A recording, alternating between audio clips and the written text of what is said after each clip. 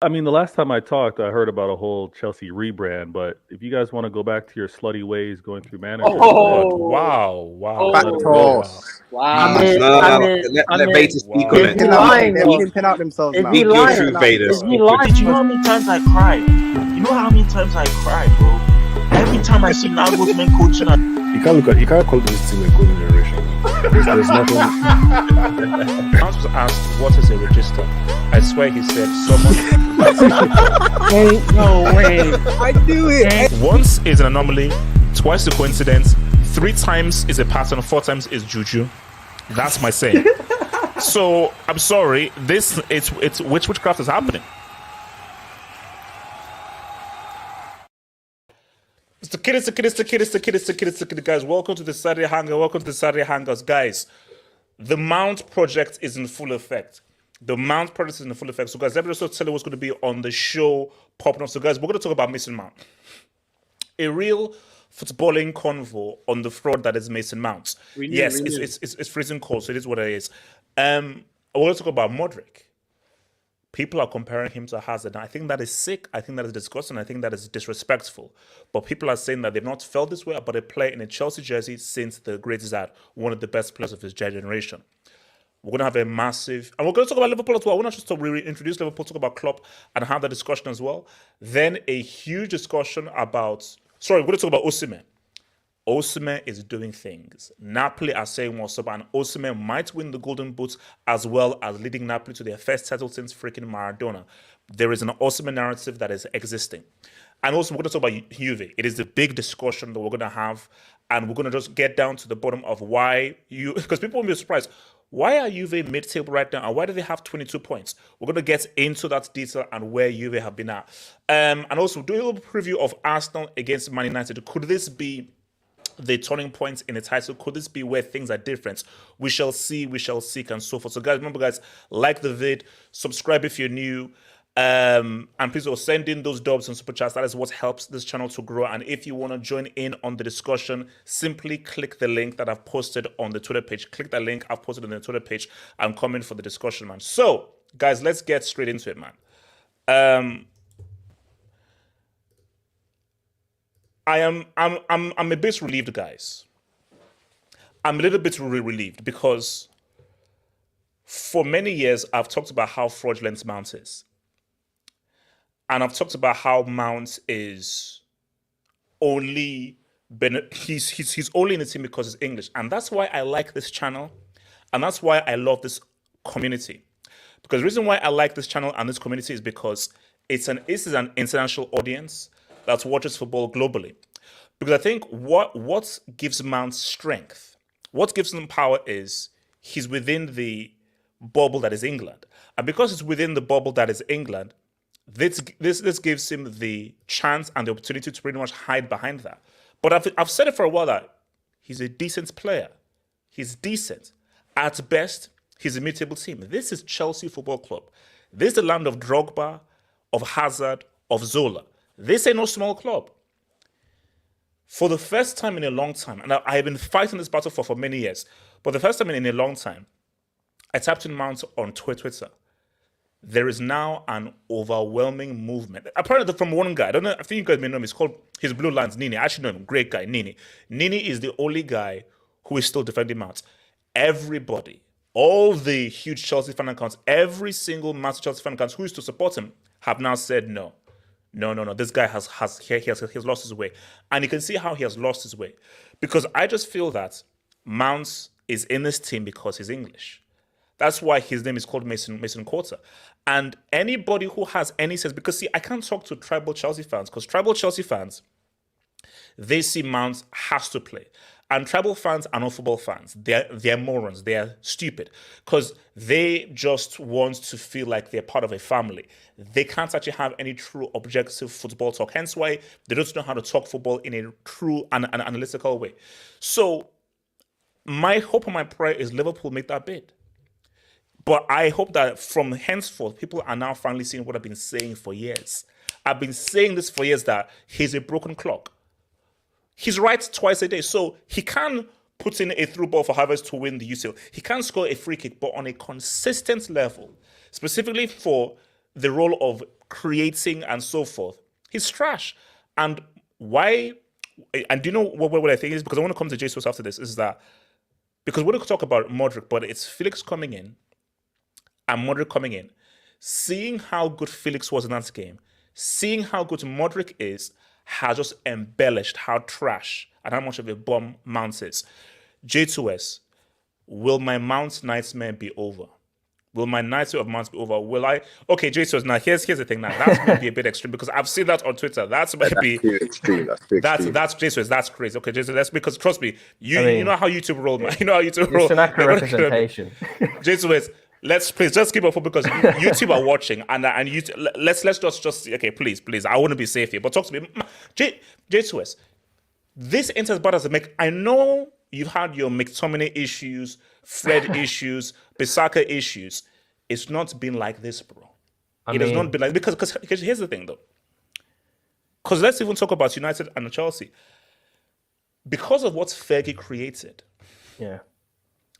Fergie created a high benchmark, which meant that if Rashford is trash, doesn't matter whether he's from Manchester, he doesn't play. So he's created a culture of United where no, you have to be of a certain level, and you just being English or so forth ain't gonna cut the mustard. The issue with Chelsea is, and also there's a very scary video that went around Twitter. Because did you see the video of John Terry? Which video was this? Basically, there's a video. I think it's Yeah, recent. he's with the fans. He's with the fans. There's a video of John Terry with the yeah. fans and says, "Captain, leader, legend." I'm like, I'll deal with that. But Jesus Mount, Jesus, this has to be the end of the road for this dude, man. I mean, Chelsea and Man United, they've got what I call the two ugly sisters. So Chelsea have got Cocaine Gallagher and Mason Mount, and United have got McFred. Don't do that, Jason. Don't. No, I know no, why no. you can't. You can. Jason, You have you not- know you can. No, you know why you can't do that. No, I watched McFred for free. You have to rest. You see, it's the standards. J2S. Do you want to swap? I would happily take a I'm not McFred. There you go. Because you are like, okay, I have seen McTominay do some good stuff. Fred, when Fred is on his bro, people say Fred was man of the match in the Manchester against He did City. He's a great Ronaldo piano there. carrier, man. He's a great piano carrier, man. Yeah. No, but Mason Mount today was just... when I saw the front three of Gallagher, Mount, and Havertz, I was like, what is this? Like, I know like Potter's had some issues, but I was like, what is this attack meant to like? Is this like the most non-functional attack I've ever seen? It's you know when they say like who's got the worst like front three in the top six? Like United's bad. We've got Rashford, and then that's about it. But Chelsea's is just. Garnacho's out though. Garnacho's out. He's young. I'm going to give him time, obviously. Okay. We're not making any songs like Alanga. We're not doing that. No. But just because this is my issue here. I still feel that there are some numbskulls at Chelsea who will be the reason why this guy gets 300,000 or he stays at the club. Because this is my thing is that Operation Grum is in full effect. And thank you for the retweet on Twitter. How do I get Mount out of my club? How? Streets, talk to me. How do I get Mount out of my club? I mean, Give him money. it's going to take Todd. You're going to have to make a Twitter space and hope Todd comes in. That's what you're going to have to do. Todd B. That's the only way it's going to happen. Did you see Todd Todd B wants Burley's to get rid Twitter? of it. He liked to tweet about Mount. I'll show you. I'll send you the Yeah, picture. actually, Yeah. No, With the actually, He liked to Ronaldo. tweet Yeah, that Henry Mudryk one. Mason Mount meme. I sent you it, remember? On Twitter. Yeah, I done it. The problem with your fan base is you have those hardcore Chelsea fans. They don't. It's Chelsea before anything else in life. Yes. So they're going to say, "Oh, he's, as we call it, Le Cobham product." You got Reece James, who's I believe he's a Le product as well as of your academy. Yeah. He's arguably the best. Listen, him and Thiago Silva are the best players at Chelsea. you know? Him and Thiago Silva. When two defenders are your best players, you've got issues. Yeah. But you can. Well, technically, Reece James is your best attacker as well. So, J2S, he's the best attacker no. So that's the thing. He's the second best defender and he's the best attacker. yeah, with Chilwell and Reece James last year were your best attackers. Yeah. That just shows how bad. J2S, I know, it's real. J2S, it's real. Yeah, it's bad. It's called 10th. It is, but we're trying. There was a chance in the match when I think Mudryk was in. He was running at Milner, and Mount loses the ball. It's like it's a simple 5-yard pass. Actually, but here's the thing. Let me ask this to the panel and so forth, because people are saying that he's lost confidence. Do you think he is looking at Twitter and seeing how people have gone against him, and do you think that may be affecting his game? I mean, He was it's never more than good, just man. being tired and stuff. I'll let other people speak now. Yeah. I mean, H7, do you think, and I'll come to AK, so H7, do you think it's affecting his game? Whose game? Mount. Confidence. Yeah. Nah. Bro, it affects any player's game, bro. Every player, bro. Think about it, every player trying to play with low confidence, bro. They'll have dead first touch, dumb decision making. That's every player. No. But my thing, do you think the low confidence is he's looking on Twitter and seeing me? Massively, bro. And not even that, and the contract talks as well has gotten into this as well, bro. I genuinely think Mount actually himself might want to leave now, you know. Why? He might actually get to that point, bro, because he's taking a hella abuse. His own owner is liking tweets about him, Mudryk and shit like that. Come on, bro. It's getting too far. Now it's hitting his own pride, bro. It might get to a point where, you know, Liverpool might be interested. You might sell him to a quick 60, 70 million. That'll be a deal for good parties, bro, because he's a Jurgen Klopp player, man. He will press for him. But my thing here is this. So, and I asked this in all honesty. So, H7, Odegaard, Mounts. How does that sound? Bro, for Arteta, he needs guys like Odegaard, bro. Come on. So you wouldn't swap Odegaard with Mounts? You wouldn't do a swap where we get Odegaard and you get Mounts? No. Why? Wait, what do you mean by no? Why not? I don't understand. Why not? I don't need to take Mount, though. I don't need to do that. I'll let Jurgen Klopp do that, bro.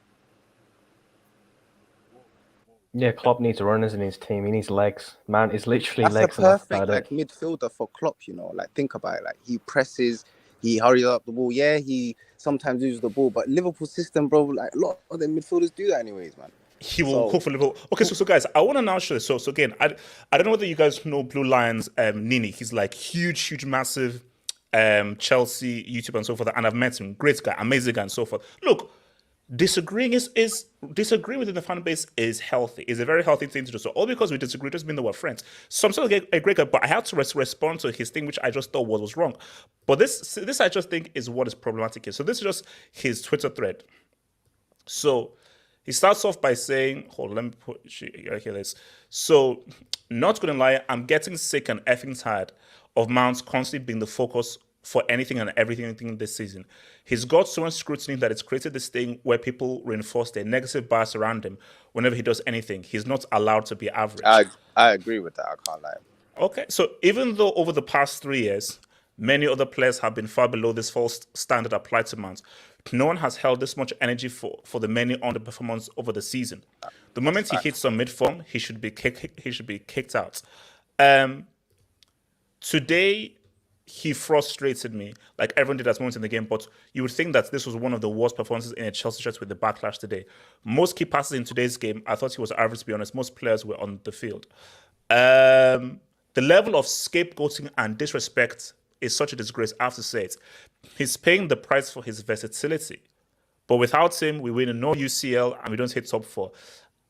I think there's a guy called Kante. I think there's a dude called Kante, but it is what it is. Never seen a Chelsea player get this much stick. Feels like it's worse than Willian and Kona. Has to deal with non-stop vitriol from his own fans every week. Mount's trends too. Rate him for being able to be above it, but in this online world today, it can't be easy. Once he moves into midfield, hopefully people ease up on him. It's too negative now. Come on. You see, someone actually made an interesting point. If the way he was propped up and the way he was hyped up, this is the result of the backlash. Because it was, man, he's amazing, Cobham's finest, the future of Chelsea. So when you pump a guy up so much, if he doesn't perform, you're like, wait a minute, well, you told us this guy was a second coming. You told us that this guy was Moses. You told us this guy was going to lead us to the promised land. Because I think, and I just feel that I know when a player is a player. I just have to say a player for a few seconds. And when I saw Mount, I'm like, he's decent. But for the kind of players that Chelsea have had, Lampard, Mata, Ramirez, and so forth, he is not Chelsea standard. And what is going to happen is there's going to be some massive investments happening. Because once Mudryk comes in, Felix comes in, and Mudryk comes in, and more players are coming through, I don't know whether there's going to be any room for Mount. I don't, because once you now see how much better other players are, how much more technical are, we're going to get to Mudryk. People are going crazy because Mudryk actually knows how to play basic football. That's how much we are starving. Mudryk does a few clicks. Oh my gosh, he's amazing. That's how much that we're starving. But my thing with Nini though is, because see, this is the issue here, because this is what he has pinned. And this is why I think that there's a divide between tribal fans and football fans. So, wait, where is Nini? So this is what he has pinned to his profile. He has this thing pinned. How can people not like Mason Mount? What's that supposed to mean? What is that supposed to mean? This is football. This isn't tiddlywinks. This isn't like a mother's meeting. I don't care about your personality. That means nothing. I don't care about you signing autographs. This is about football. Are you good or are you crap? So people said, how can you not like, what do you mean not like Mr. Man? So are we now saying that getting into the team has something to do with your personality and how likable you are? That's crazy. Hokage, talk to me, man. Mount, I'll always say it, Mount is, like you said, a decent player. If you put good players around him, he'll just be average. And he'll, like you said, a broken clock is what, right twice a day. So once in a while, he have a good game and everyone be like, oh, Mount's back. He's going to be the future of England and this and that, Chelsea legend. And then we see what we're seeing from him now. He's just not a guy who's going to be Lampard level. No. Like Lampard and I used to love Lampard like that. When I think of Chelsea midfield, I think of Lampard because that's what I grew up on. Now I'm watching Mason Mount and Jorginho and Cocaine Gallagher. And last year it was freaking Saul whenever he played. So like, it's bad. So when all these attackers come in, I'm interested to see, will Mount stay and play in midfield or will he just leave? I think the amount of money he's asking for is ridiculous. You should not be asking for that much money, bro. No. Like, sit, humble yourself, dude. And Hokage can say the issue is if you're asking for more money, it would help if your performances warrants that kind of money. Because what happens is that people say, man, look at how well he's playing, man, bro. He warrants that.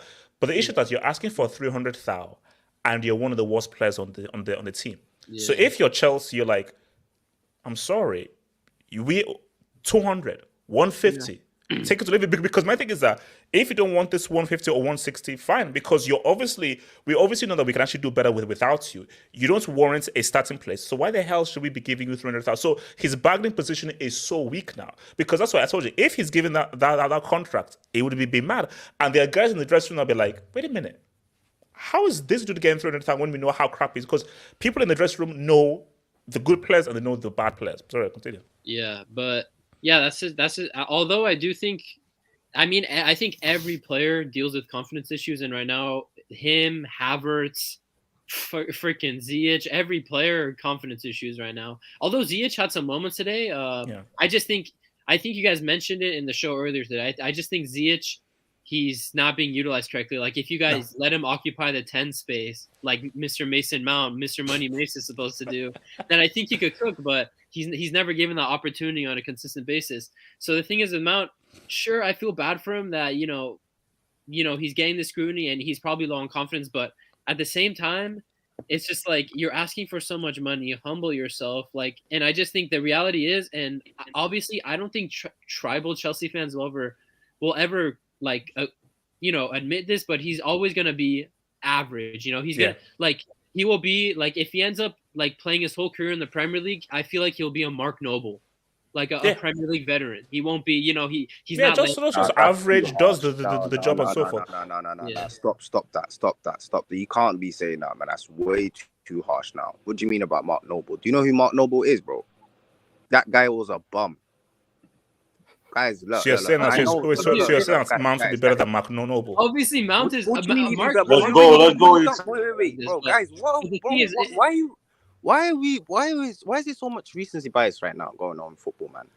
No, Yeah, but the guy didn't shit. No, I'm He just saying, beat is Van Gaal. Mount really better than Mark Noble? I'm I saying, think like, that's a good comparison. What I'm do you not mean, saying bro? that. I think Bro, what Mount the is a fuck has better he done for player. you, bro? The H7, guy won I the think Champions League, HH, bro. H7. I think Mount HH, is bro. No, Right now, you're Kante too did. far Kante now. did. Kante did. No, Look, he we have to have a convo. I don't think there's that much difference H7. between Mark Noble and Hey, Mount. I think this it's one, simple. no, no, H7, there's a I way think- to Hey, put now it. was Let mentioned, him Hold on, answer let that. Hooper get land. Man, get Hukage, get.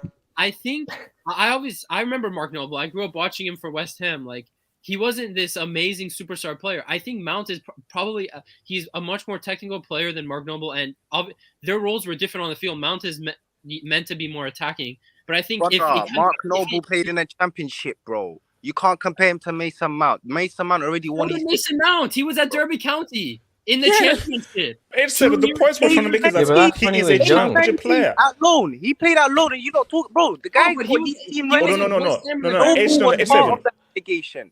You All guys I'm look saying is I think is Mount at the end of his career will be regarded as a the way Premier League nah, veteran like Mark the Noble. way you're Yes. talking about Mount, Bro, yeah, he's the way not you're going to be talking about remembered Mount, as a first Premier time League legend.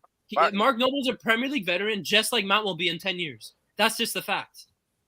No, because no. H7. If you put Mark Noble with Kansei, with Havertz, and under Tuchel's management, he'll look good. He would never win your Champions League. He will never do that pass for you. He will never perform against H7. He How do we wouldn't, know he when wouldn't, and when you he's know not that when he's because playing the with guy, trash? the guy, not Mount, bro. Listen, guys, Mount's been shit for like a year right now. Cool, I get it. But before that, bro, he was one of your best players, bro. You can say, I get, you can say whatever Mount you want. was never Kante great. was number one, Mount was never and this great. guy was number two, but he was one of your best players. Cool. No, he Same, wasn't. H7. No, he wasn't. No, he wasn't. Cool. You can say whatever you want, HH, but he was one of your best players. He was a big key in winning you that Champions League. And if you're the way you're talking about it, bro, if you keep talking about it like this, that second Champions League don't mean nothing, you know, bro. So stop chatting shit about him like that. Bro. No. My thing here with Mount is, I say a decent player, but I have standards. Chelsea have standards, and Mount simply doesn't meet those standards. It's simple as that. He doesn't meet the standards. Wait, do you think he's better than Lingard? Do you think Mason Mount's better than Lingard? Too much. Comparable. They're although Lingard has a bit of sauce, but see, Jesus, that's a good comparison. Yeah, sure, Mount, because they're academy products as well. Because for me, you know what, Jesus, that's a very good comparison. This is actually and for me, thing with Lingard can. I've seen Lingard do stuff, bro. But the issue, and look at what United did. Lingard was actually doing some stuff, but you just knew that. I know you're an academy product, but this is Man United. You're simply not of a standard to be a regular starter at Man United, and that's the difference there. For Chelsea, I told you, I heard a Chelsea fan say that his proudest moments was when they stopped the Super League. And this is a fan who was in the stadium for the UCL win in 2012. Do you know what it means where you were in the stadium for Chelsea's first Champions League win in 2012, but you said your proudest moment was when you stopped the Super League? So for some people, having Mount, it's not about football. JSOS, it's about something deeper that I can probably say earlier on Monday night. I think but it's not about football. They're playing Mount, I think, in the wrong position. Like, he's not a number 10. That is a way. That's a way too creative role. They've played him everywhere. They've played this. They've played just play him on central midfield, like just to hold the defense. You know the problem with him. Say like a Kovacic. Just play him as a non-creative role. Sorry, Jesus, come to you. Come to you. I was going to say the problem with Mason Mount is he was propped up to be the next Lampard, and lots of Chelsea fans believed it because that 1920 season, him and I think it was Tammy Abraham, they had a good partnership. Yeah. And but just do you know what the key thing as well? What was Lampard's last thing that he did before he left? He gave him the captaincy. He gave Mount the captain armband. So and once that happened, it just made Chelsea fans just orgasmed. Chelsea fans just say, "Oh, he's the one man." Lampard. And my thing though is that Lampard, outstanding midfielder, one of the best midfielders in Premier League history. He was a ball manager. Everton at 19th, the 19th. Okay, 20th. No, I think they're 19th. But Aston Villa won. I think Aston Villa won. That's why. Yeah. So they're 19th. So my thing is that Lampard, and that has always been the biggest issue. The moment that Lampard gave the captaincy to Mount and said he's my guy, people now thought, oh my gosh, because it's like the play separates the player from the manager. They're different things. So all because this guy was an amazing player and he said that this guy's amazing, that doesn't hold to be true. It doesn't hold to be true. The great Maradona, the iconic Maradona, he was a horrendous manager. And this is arguably the greatest player of all time. So my thing is, people just had this in their mind that because Lampard said, Mance is going to be great, it's going to be big, and I'm going to give them the captaincy. That is where you get guys that say that, oh no, he has to stay. He has to stay because of Lampard. Because again, I have to keep saying this. The tribal fan on the football fan, for the tribal fan, it's not about football. It's about something very weird and odd. Yes, talk to me about my man, because I want to talk about Mudryk afterwards. I find two issues. I find an issue. There's, the truth relies in the middle. There's an issue with you, HH. There's a massive issue with you with Mason Mount. You are extremely too harsh at Mason Mount. Mason Mount is your scapegoat. If the fact that Chelsea are not doing well, Mason Mount angers you a lot more. That's just the honest truth. The worse that Chelsea is doing, the angrier you are to Mason Mount. The honest truth is Mason Mount is not that great. That's not his fault. It's not his fault. But at the same time, I do understand. He's just a decent player, and there's nothing wrong with that. I mean, sometimes I look at it and I'm like, it's not Mason Mount's fault for being at Chelsea. He came from the academy. That's first thing first. He made it through the academy, so kudos to him. He went to Derby County. He did decent at Derby County, and he's trying to do his best to make it at Chelsea Football Club. He's trying to do his best to play for Chelsea Football Club for like ever. So I don't blame him for that. So like getting mad at Mason Mount, I feel like it's just at times it's like a deflection from the Chelsea fan base, because your team, the fact that you have Jorginho, the fact that you don't have any wing backs, Cucurella, you spend a lot of money on, the fact that you spend a whole bunch of money on Kai Havertz, and the guy cannot stay on side to score a goal. Like Aubameyang came on, he was crap, but Mason Mount is the scapegoat. So I understand where Needy is coming from, because it's like at times. How can he be the scapegoat when he's been one of the worst players for Chelsea recently? I don't understand. But HH, like you're pretending like he is the only player that has been terrible. Thank you, Yasir. That's my issue. But he's asking for 300,000 a week right now. But I mean, there we go. No. But HH, It's all combined. It's all combined, because you're demanding 300,000. And you've been one of the worst players. And also, as well, we have been told that you're supposed to be this great player. That's the whole point. Of course, Havertz has been crap and so forth. But have I been told that by Chelsea fans that, Havertz, he's the main guy and so forth, Havertz starts? No. We've already insulted him. The issue with Mount is that we've been told that this guy's amazing, that he's untouchable. Everybody insults Havertz and it's cool. Everyone insults Pulisic and it's cool. But when he insults Mount, no, we can't insult Mount. Wait, so nobody insults Mount? So you're saying nobody's been insulting Mount for the past year? H7, I'm saying that when people insult Mount, there is great pushback. There is no pushback when Havertz is insulted. Every player, bro. Every player's got stands. You got Kai Havertz stands in your H7. There is not a single defender of Havertz that exists. There is, bro. H7. There is not a single living defender of Havertz that exists. No, but HH, here's just the honest truth. I don't rate Mount. A lot of Chelsea fans rate him because he's low. Like this. Because he's what? Because the reason because of what? Because he's from Lacombe. He's Mason Mount. Lampard is Lampard's guy. Lampard pretty much gave him that fairy tale that he's gonna be the next Lampard. No. But then it's like, yes, do you blame him? No. Listen, do you blame people? But yes, though? this is what I said to JJ2S. Would something like this happen at Man United? Yes, it's happening. It happens all the time. Yeah, it's happened in the past. Rashford, Martial, every player we sign is gonna be the next Ronaldo. Bro, every player, bro. Jadon Sancho, we wanted to give him the number 7. But the difference is this: as much as I insult Rashford, I'm taking Rashford over Mount. Oh, but yeah, of course. I'm taking Lingard over Mount. See, that's the problem. The problem is that we have a bomb that we now have to play. HH, can I give you a good comparison right now? What? Granit Xhaka, bro. Granit Xhaka. Think about it. Remember how shit this guy was. Always used to get red card. Fans hated him. Fans wanted him out, bro. Look at the turnaround, bro. Are you telling me imagine Potter can't make Mount do a good turnaround? No, No, but no, I'm not he gonna lie to you. can't. He H7, can't. the player that Mount reminds me of to a T is McTominay. I'm not gonna lie He's to better you. than. He's better Bro, than. no. You know, and look, I'm talking about in the aspect of every manager for whatever reason likes Mason Mount. Every Oh yeah, manager you know plays why? him, Yeah, I said and that's McTominay. availability. Every It's always manager, about availability. bro, Mourinho, Ole Gunnar Solskjaer, Ralf Ragnick, and now Ten Hag. No. Like, But I don't know. yes, I don't but yes, get it. my thing though, because I want us to move to the next topic. But the reason why Mount used to always be played is he'll give you energy, and he works hard off the ball. But the issue now is he doesn't even have that now. Like right now, he literally is useless. So because remember, but before I used to always call him a bum, an average. But I said, well, he tries hard, he walks off the ball. I was like, okay, fine, whatever.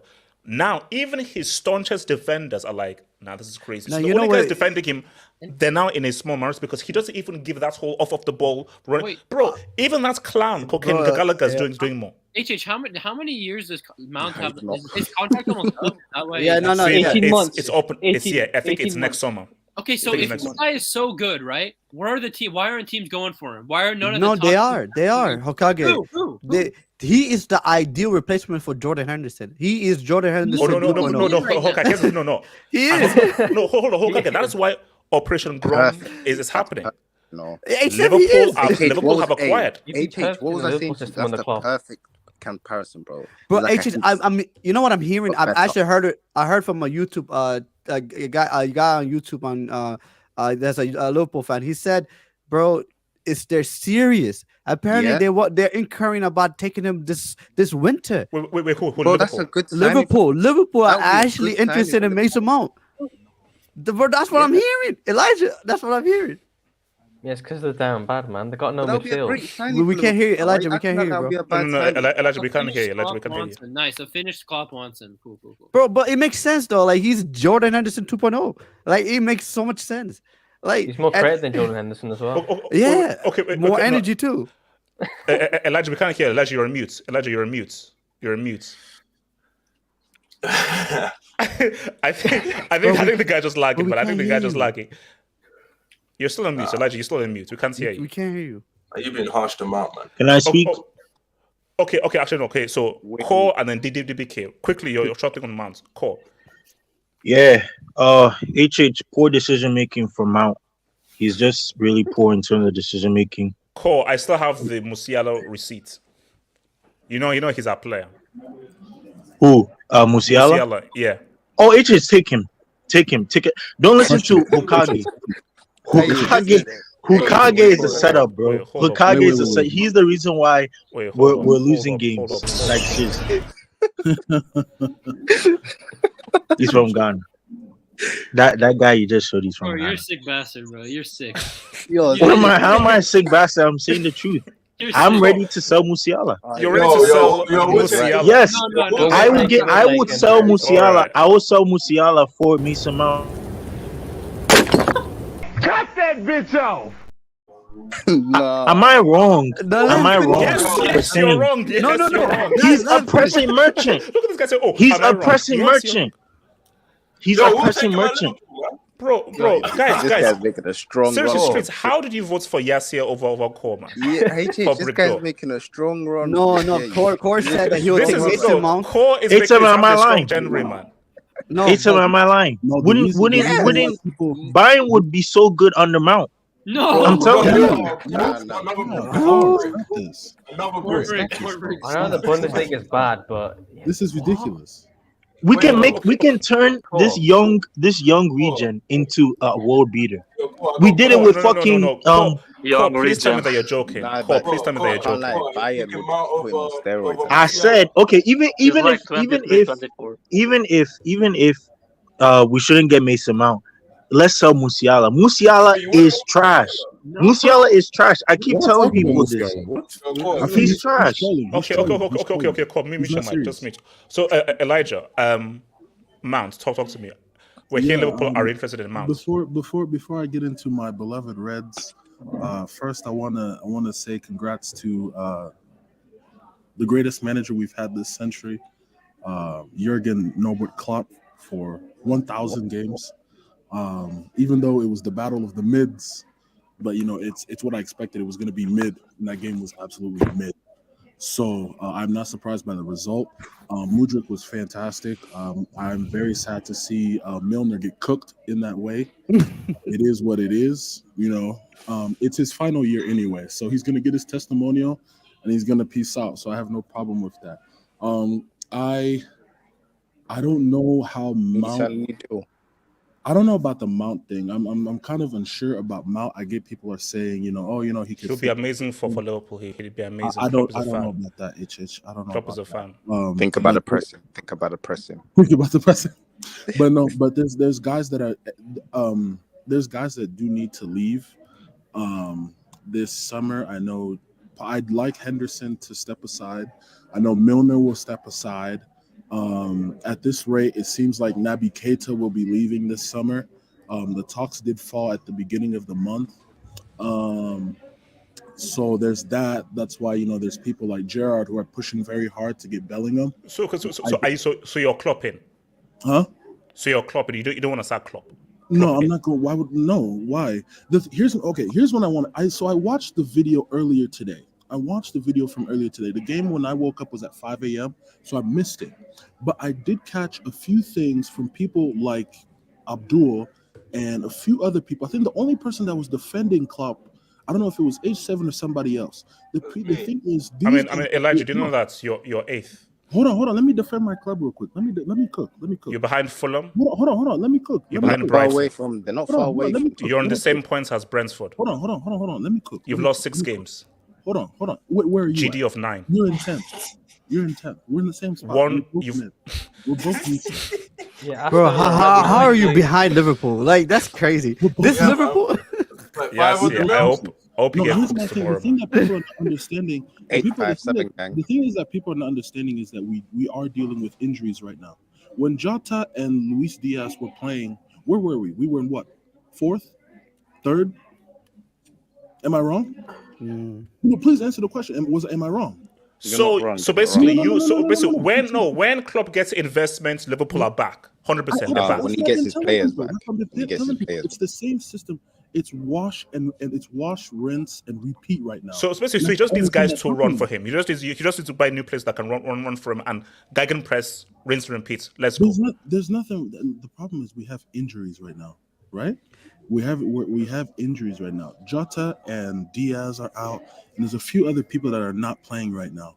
And I'm not disrespecting any of the other clubs, but if those two were in the system right now, we would be top 4. I know that because Elijah, let me ask you a question. Yeah, and I've heard, and this is a question that was posed by a Liverpool fan. Do you know Hussam? I don't know if you know Hussam. I don't know. Maybe I have to just. Yeah. No. That's all. Don't matter. He asked a question. He said, Liverpool fans you guys are pretty much saying, Klopp needs these investments. He needs a midfielder. Say you guys get him Jude Bellingham. You guys get the midfielder. You guys looking for players come back. If Liverpool Football Club still play the same way, the performance doesn't change, then what? Then obviously, we'll come. I mean, my thing is, that's a very valid. Man, you still don't want to start Klopp. No. Man, you are loyal. No, I respect your loyalty. I got to cook after this. Man. But here's my thing. I've wanted since the thing with Klopp is he doesn't really. He says he wants to reinvent, but at a certain time he doesn't really reinvent himself. Does that make sense? Yeah. So the thing for me is I really wanted when we first got Darwin Núñez, instead of playing 4-3-3 the entire time, was to move into a 4-3-2-1, which leaves Darwin at the top by himself. And then you bring in somebody like a Carvalho, because Carvalho and Núñez, it works, because it worked a few times in the Champions League. And then you could also bring in someone like... Sorry, is there a way they can maybe go to somewhere quieter, because I'm hearing a lot of background noise from where you are? I'll speak up a bit louder. Okay, yeah. I'm in a cafe, because... Okay. Yeah. So... what I'm saying is the thing with Klopp is the problem with Klopp is he's a bit hard-headed, and everybody knows that. That's his downfall. His downfall is his hard-headed. And he only has a plan. He does have a plan B. And his willingness to not really reinvent himself is what tends to peg us back. But I do honestly believe if the two guys who are injured right now will help the attack immensely. because they had before. I think the problem is with fans is there's a lot of recency bias, as H7 said. It's always, everybody's always looking for the next slip up, especially on Twitter. That's why sometimes I try to take 2-3 days away from it, because I don't seem to understand what people's logic is. You know what I'm saying? People want instant satisfaction, instant gratification immediately, and then when one thing hits the fan, everybody's against it. I don't understand that. That's why my problem is you do not watch football through social media. You watch football when you are watching it. No. And I said, look, that's why Bowley being in a Twitter space scares the crap out of me. Yes. Because people on Twitter are psychopaths. He's connected to the streets, HH. And there's H7, please. It's freaking PR. H7, he's from Hollywood. It's PR. He's got ears to the streets, HH. H7, it's PR. He's from Hollywood. He got Yao Felix and Mudryk, bro. How do you think So let me go to DBK real quick. So DBK, your thoughts on this whole Liverpool situation? Because I want to talk about Klopp. Because my thing here is that Klopp almost relegated Dortmund. Because that was insane. I remember that season. I remember that season. HH, you had to go there. You had to go. Yes. That happened though. You had to bring that up. DBK, my thing is, not every manager is a long-term manager. Not every manager is Fergie. Not every manager knows how to rebuild and make a new team. So my thing is that, are you sure that because my thing is that, is Gegenpress still a thing? Is it still a thing in 2023? Because remember, football philosophies come in cycles. They come in cycles. With recruitment, Candle. So are you sure that those players that he needs to be successful still exist out there? That's the question. There's always going to be because you got Gakpo, you got down. Yes, okay, fair enough. Sell them Mason Mount, HH. Sell them Mason Mount. That's a start. Except that's what I'm trying to tell you. DPK, can you bloody take Mount? He's going to be great for you. I'm not. Midfielder for Liverpool. Wait, hold on. DBK. Can you please take Mason Mount? 20 mil, 15 mil, 10 mil. Hey, that's that's a great price. That's actually a great price. Okay. DBK, if for 20 mil, would you take Mount? But he won't. HH, you know. No. 60 million, 70 No, with the million. English taxes minimum. We're talking about 60, 70. You're disrespecting 20 million from out, yeah. I'll take that. No, the English tax is minimum 50. No. That's a great deal. That's a 20 mil for Mount. He will run. He's English. He's got great PR. He can wonderful speaking voice. You know what's funny? He's cool with the fans. But what are you at with the whole Liverpool thing? Because let's be real, Liverpool were horrendous. They were horrendous. We were horrendous. We've been horrendous this whole entire season. To me, this season's already been over with. I'm just here to see how bad things are going to get at this point.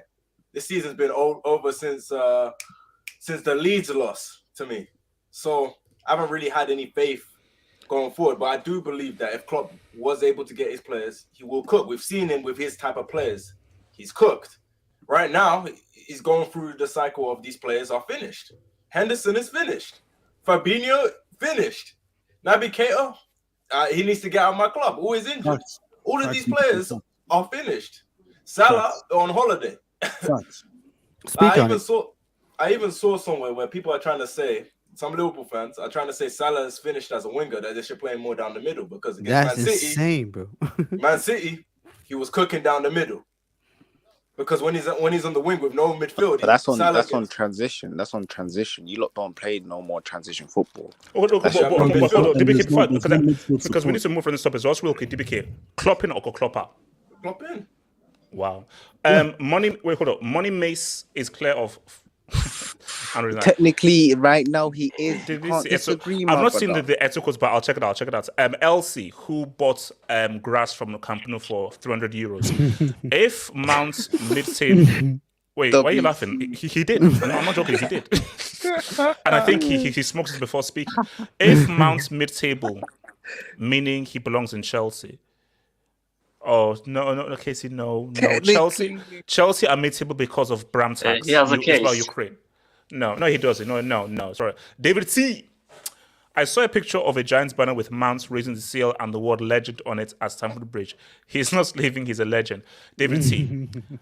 There's a civil war happening at Chelsea right now because I'm going to war with those bombers, stupid, thick, dim-witted, idiotic tribal fans. Operation Grom is in full effect. Operation Grom, get rid of Mount. Operation Grom is in full effect and it's doing great. The retweets are happening. Trust me, the operation is doing good. All I need is Liverpool to make it. Are we going to talk? I didn't know he stood for that, bro. Somebody put it in the group chat. I was like, what the hell is that? No, because for me, I was about to say like, oh yeah, Grum. Oh yeah, it works, man. I was like, I'll take it for 20 mil.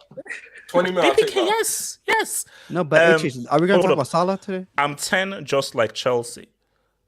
Oh. Ben 10. Wait, no.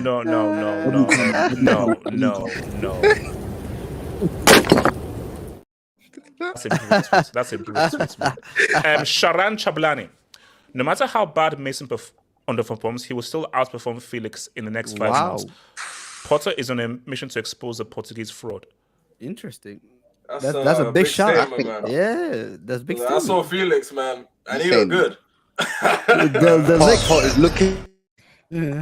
Pot's looking out for his own. Is that what we're hearing? But HH, you got to be honest with Mason Mount. That pass to Havertz was unbelievable. That was you mean the use of final pass? Yeah. How many years ago was that? No. Yes. HH. Yes.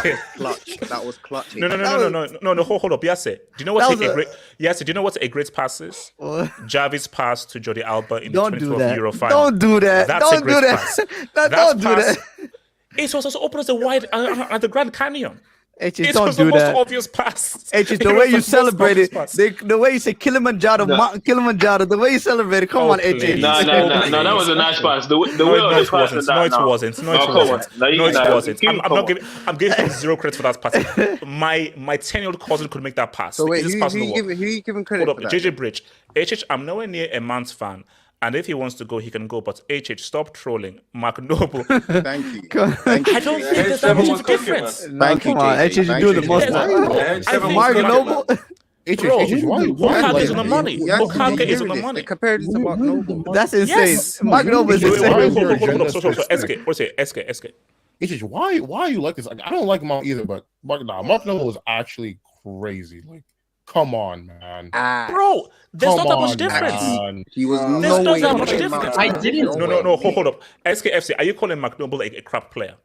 Yes. Now you're like, McNoble is decent. You're lying. Guess what? He's a shit Jorginho, bro. Imagine a shit version. Do you really want me to tell about Jorginho? You will tell about Jorginho? Please. Okay. I have a question. Wait. Hold on. Abris fair. No Salini is needed when you have fish and chips. Yeah. No, we are reinventing it right now. Zuateng TV. When Nkoko arrives, it's scary hours for Lampard Jr. Leave him alone, guys. I think they're gonna play together. I have a question. Wait, hold on. Talent FC. War. Mounts will carry Bayern to UCL's #. Okay, this guy's a troll. No, okay, guys, no, because very quick, just quickly thoughts on this because there's a big topic to come afterwards. But very quick on this. I will not give him a nickname. Yes, I will not give him a nickname. I will not give him a nickname. Hold up. J2S. The mud. J2S. No, J2S. I'm asking you very simple. J2S. Am I going to get a baller at Chelsea that can watch every week? Yes or no? Yes. Man, you guys are so starved for any dribbling or any technique. Man, damn, you're damn bad. We've been starving. Jesus, I think they're comparing him to Pele.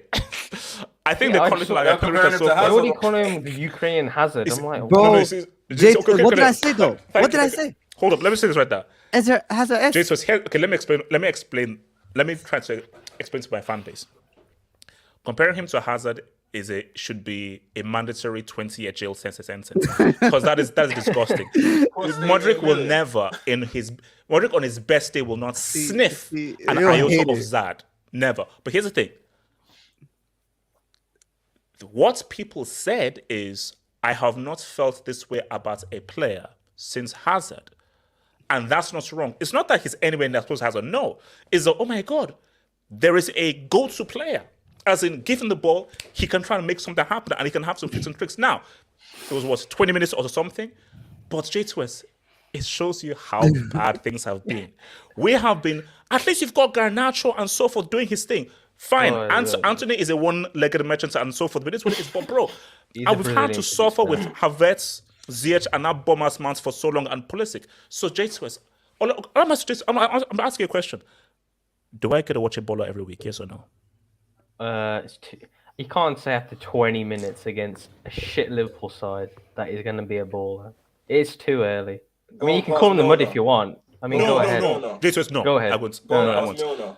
Jesus, no. Jesus, I've There's learned my always- lesson. we've already Jesus, got the clips. I have learned There's my always lesson. clips His of name them. is Mikhail Mudryk. I'm even going to put some Ukrainian. Mikhail Mudryk. That's his and the name. mud. No. You got the mud and mud. Yeah, you got the mud and the mud, as I remember. No. Madueke and Mikhail. Yes, do I have a baller in Mudryk? Yes or no? Bro, I said this, but you guys laughed at me. I said he's Hazard-esque. What I said it. Yes, I said it. Yes. I said Hazard. I know. Way I got fast. you guys. Don't worry, I got you. So you will not invoke Hazard's you name can't in do vain. that. But You can't Etch, you're compare telling that. me. Yes, don't you dare Okay, invoke wait, his name time in out, time vain. out. Yes, do you know who you're talking about? No, hold on, time. Okay, The relax. heck? Calma. No, I relax. won't be calm. No, Hold on. this is Hazard. You're telling me when he went into the box and did that little shimmy, you That wasn't was like, too fast. That Yes, was way have you you wasn't like, No. yo. Yes, no. Yes, I'm telling you right now. I did this. Look, I did this. I was like, what am I? I was like, Hazard? Is that? I was like, Hazard? Yes, Is that? Yes, you are a sick. That's what I did. I was like, That's why you deserve a brick door. That's why you you deserve know, a brick I didn't even door. say Hazard. I said Eden. Yes, I got him my expression. I was like, Eden. Man, yes, you're a brick. No, No. don't sit there. Yes, No, it is. I like the kid. I like the kid. I'm not gonna lie to you. I'm not gonna lie to HH. I told you. There's something different about this kid. I was different. impressed. He's Yes, I was different. impressed. No, HH. You know, my favorite players are players that I love players that will look at. H7, are you jealous? No, Are you jealous? I'm saying to you, be honest. Did you shed a tear when you saw that skill? Be real. Bro, When you saw that skill quickness. Bro, I'll be honest with you. I actually got scared when I saw that. My thing is, why would H7 be jealous if his team's about to fight for the? Hey, HH, mate, look, show. No. But H7. Russell's not a bad No. But H7. HH, show my profile picture. No. But thank God for I thank God for Chelsea. No. He's a baller. No. But Thank God. H7. All I'm saying is that if Felix, Mudryk, and Madueke. No. See, Hey, HH. I think H7. Be careful. No, here's the issue. H7. I'm so happy they got him. I'm so happy Chelsea got him. I'm so happy they signed João Felix. H7. If Arsenal would have had Mudryk, I'm not even being biased. Oh my God. Wait, hold on. H7. Okay, H7. I'm not even gonna be biased. Are you a bit like sad? Like, not are you sad. like, oh damn you it? would have ran it. You would have ran the league. Hold on. H7 speak. Are you sad? When I saw H7. him do that skill, I can't lie. I actually got a little bit scared when I saw him do that skill. Because I'm thinking, yo, if you're doing that quickly, you're settling that in that quickly. Oh my God, man, it might actually be scary. So I'm hoping he slows down a bit right now. He calms down. I dribble. I won't be biased. He is better than Martinelli dribbling. But I don't see guys, finishing. stop gassing me, man. Guys, relax, man. Stop. Let's not get too carried away. No, let's not get carried away, man. Guys, let's just chill, man. Let's just chill. I saw Pepe drop a great performance against Liverpool. We know what happened. You know what I'm Thank you. So I'm not. Let's chill. Kenny, you're in 10th. What do you mean carried away? 10th. You're 10th. You have every right to be carried away. No, we're talking about the player. Do you think Mudryk is gonna ball in this league? He obviously has the attributes to succeed in the league. Afterwards is how the team is going to be crucial as well. It's a very short sample size. It's a small sample size. Yeah. Because honestly, he's a good player, but it seems that I don't want these guys going to have to look at the attackers he has around him. Hopefully, the team start playing better. Let me speak here. He is not better than Martinelli. No. Huh? Because Martinelli is a player I rate very highly. Martinelli's better. He's better. He's got better. He's a more effective. He's a more effective player. But HC can dribble though. Kenny, he can dribble though. That's something that a lot of you guys said he couldn't do. Because here's my thing. My thing here is, look, we have to just wait and see, because I think James West is right. It is a very small sample size. It is a very, very small sample size. Exciting. And I think that, and see, I have seen this movie players before. So we're excited, amazing, this and that, so forth. And then when the games now start to go through and everything, boom. But all I'm saying is, let's see what this Madueke kid does. Let's see what Felix does. And see, guys, can you now see where does Mount fit in? Because I think, guys, you have to understand, Todd Bowley is from Hollywood. And Hollywood, what do you think of Hollywood? Showtime, LA Lakers, Kobe, Braun. That's what we're talking about. He's trying to bring Showtime back to West London. He's trying to bring Showtime back to West London. When was there ever He's trying to bring Showtime back to West London. 8-7. 8-7. He's trying to bring sexy back, man. He's trying to bring sexy back. Let's chill. It's not much. It's no, hold on. 8-7. Drogba head it down, Lampard kick it in the back of the net. Shut up, please. You never read Showtime. Know your job. Okay, now, you lot are not the Showtime of the Premier League. SKFC. You man are not the Showtime, man. Relax. SKFC, are you ready for Showtime to return to West London?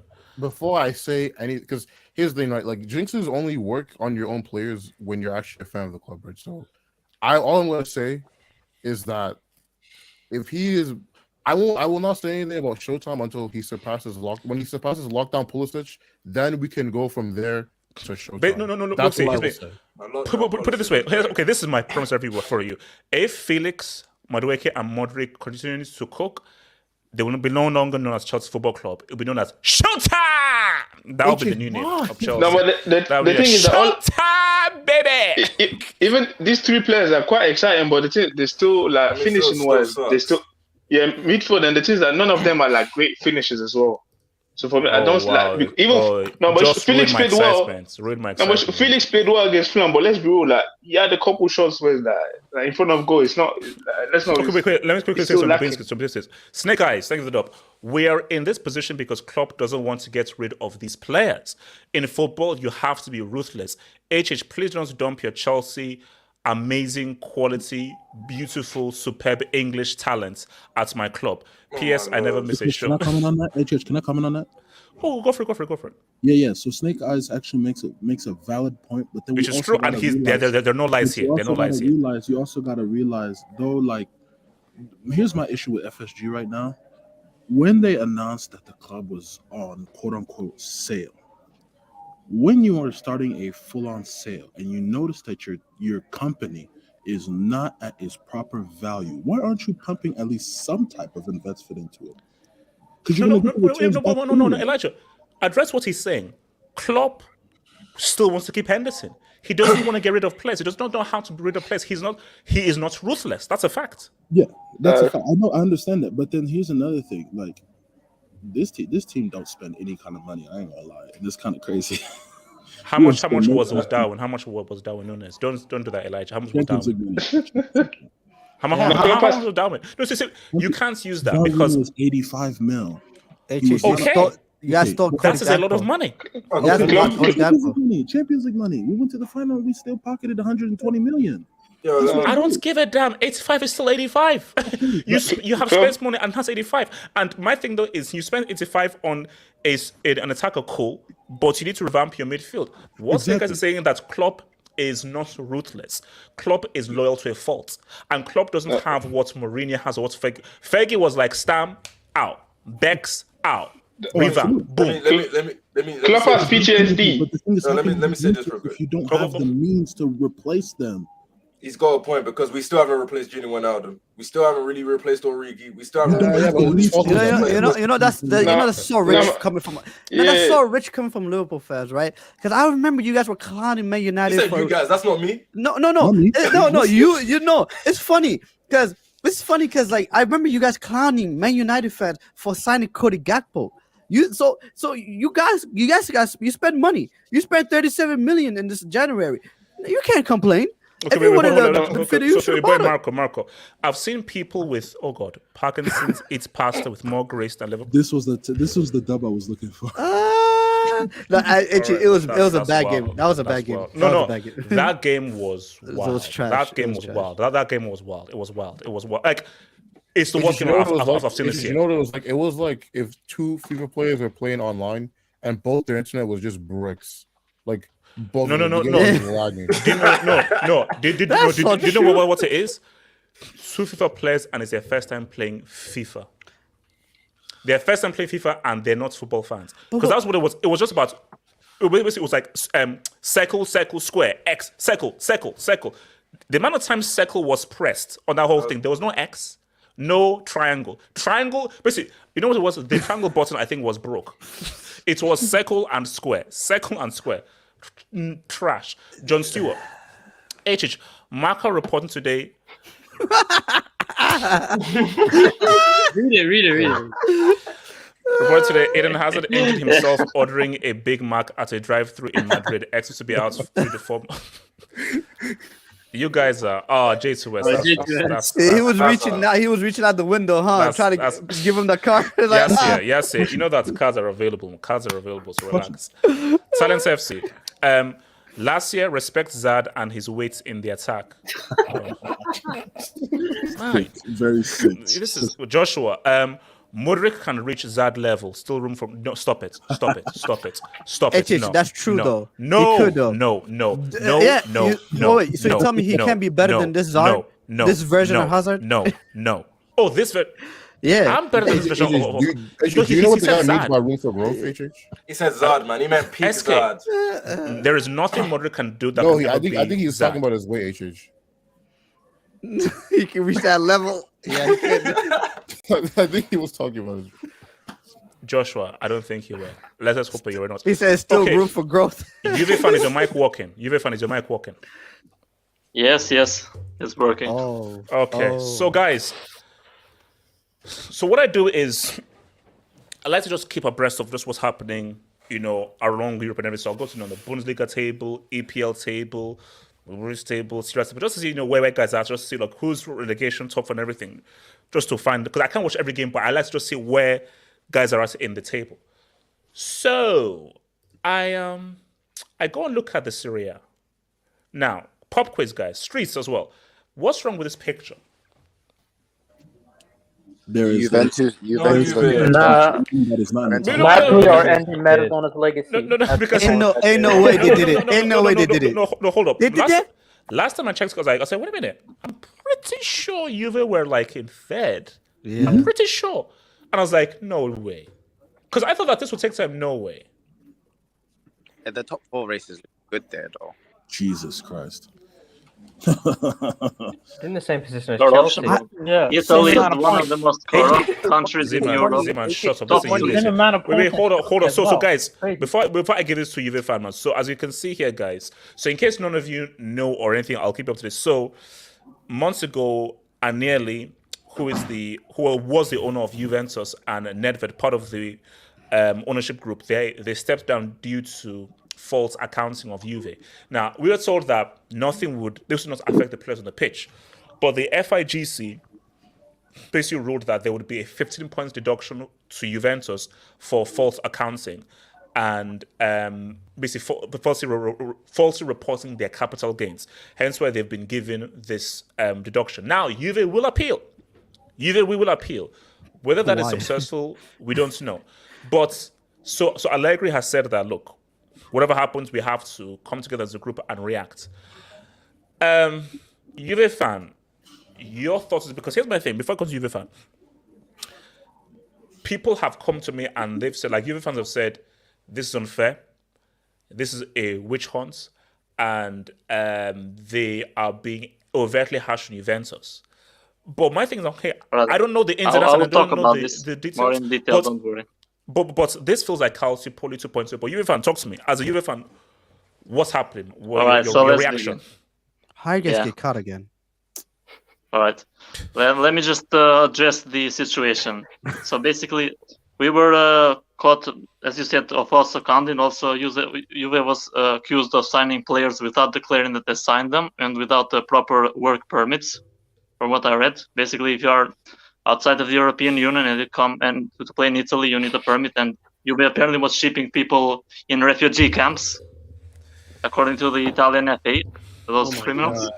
But you have to know, this thing is common practice in Italy. It's rancid in the Serie B, and nobody bats an eye. But because Juve does it, because we are the biggest team, and it's bad. They just punish us. J2S, but you have to know. Okay. All of this is. So the point is that everyone does this, but it's actually quite common. It's quite common in Serie B and in Serie A, but you have to know this all boils down to Italian culture. Like, you know what happened to Caesar, to Julius Caesar? Like, he did all those things. He conquered France. He expanded the Roman Empire. And what happens? They killed him. His own men killed him. They stabbed him in the back, just like Juve. We are the greatest Italian club. We have won the most trophies in Italy. We are also the most notorious. And what this happened is the Italian culture, like, they like to bring down people at the top. They hate the elite. Say, you are the most successful club. Let's bring them down. Let's shame them. Let's make up false accusation. These accusations might just be completely bullshit. They might just be forged or framed. We don't know that. As you said, we are appealing. But now, this is where I've got to stop you. Because with Mudryk, who was involved with Calciopoli in 06, it's once he stepped down and was away was when they actually prosecuted him and so forth. But my thing with this is that before this 15-point deduction, why did Agnelli and Nedved step down? Because if you're stepping down, my thing you're stepping down is because there is some truth to these accusations. Or was it them stepping down because, okay, we don't want it to affect the players on the pitch? So let's just focus on us and let's just save the team and protect the team and the players on the pitch. Yeah, I believe they might just resign, just to avoid jail time or something. I don't know, but it's a mess. But I'm not sure. I'm quite sure there is some truth to it, but it's not that bad as they're making. Like, if we get relegated to Serie B, which I'll be shocked, because at 06 it was because there was a time where match fixing was quite common. The Italian mafia was in Italy quite influential. But it's not that time anymore. We don't, like, there are new rules in Italy that regulate how these things are done. Because basically, so back in the day, so like I used to watch Serie was, so in the 90s, Serie was like the number one league. All the best it was the biggest league in the world. Serie, biggest and everything. And I used to remember even watching this in Nigeria, where every Juve match, they'd be like 6 minutes added on time. I was like, wait, that's weird. Why is that in every Juve match, they have like 5, 6, 7 minutes added on time? That's because Mudryk was like, if it's 1-1, you best put more time on so that we end up winning the game. So I was like, well, that's odd. And usually there was a lot of forgeries. Look, I don't even know. Some of them are true. No, because my thing is that there's a stereotype. That's true. We are like the black sheep of Italian football. No, but as a business strategy, because people will mention Godfather, they'll mention Goodfellas, they'll mention all this kind of bets and so forth. And I'm like, okay, it's crazy. But when you hear the kind of stuff that Berlusconi was doing, Mudryk was doing, because my thing is, because as you said, how do you do this again? This already happened already in 06. Why would you do this again? So actually, let me come to Kayase, your reaction to this. I want to get some reaction to this whole UV thing, because I specifically want to know that because where I really want to go is, if this stands and the appeal fails, can we bid for Vlahovic? Does Chiesa stay? Yes, talk to me. I mean multiple different thoughts that come into my head, but the one that keeps coming to my head is, it's like sometimes like certain things that your Juve are doing, that even someone that doesn't know anything about any of this, I was like, this does not seem right. The whole Arthur Melo and Pjanic deal was the most shadiest deal I've ever seen in my entire life. It made no sense whatsoever. It just did not make any sense. So was that a swap? How? Yeah, it was like they brought each other's player off each other, but they made it look like it was a swap. So they did it like I think it was like they valued each player like at 100 mil, something like that.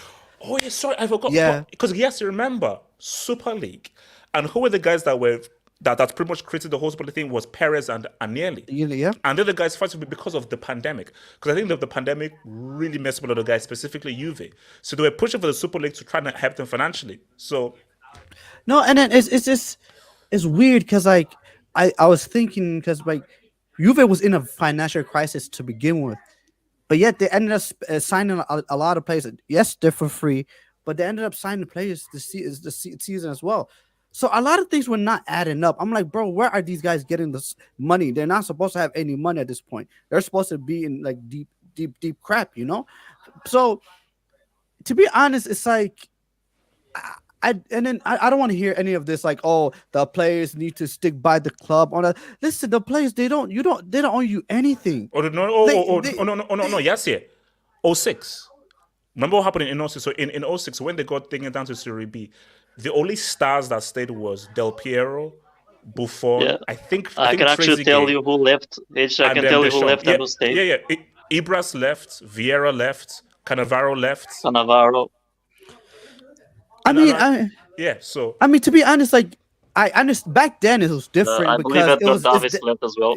back then was different because a lot of the players that stayed were Italians. You know, the Gigi Buffon, Del Piero. You know, like these like Italian stars. That's why Chiesa. I think that's why I said of Vlahovic. I think Chiesa probably stays. Yeah, because he's Italian, and so it's Juve is a big club. It says, but if you're Vlahovic, you're like, wait, if a team in the UCL is coming to bid for me, and also, what happens to Pogba? Yo, HH, that Pogba curse is the strongest curse out there right now. Bro, the season he joins, look, the season he joins, they get relegated to the Europa League. He doesn't play a single game, and now he's on minus 50. No. Do you know what would be wild? If like you like end up 9th or 10th, and United win the Premier League. I remember Pogba hasn't played a single minute yet. Yeah, I was gonna say they've been deducted more points than he's played minutes.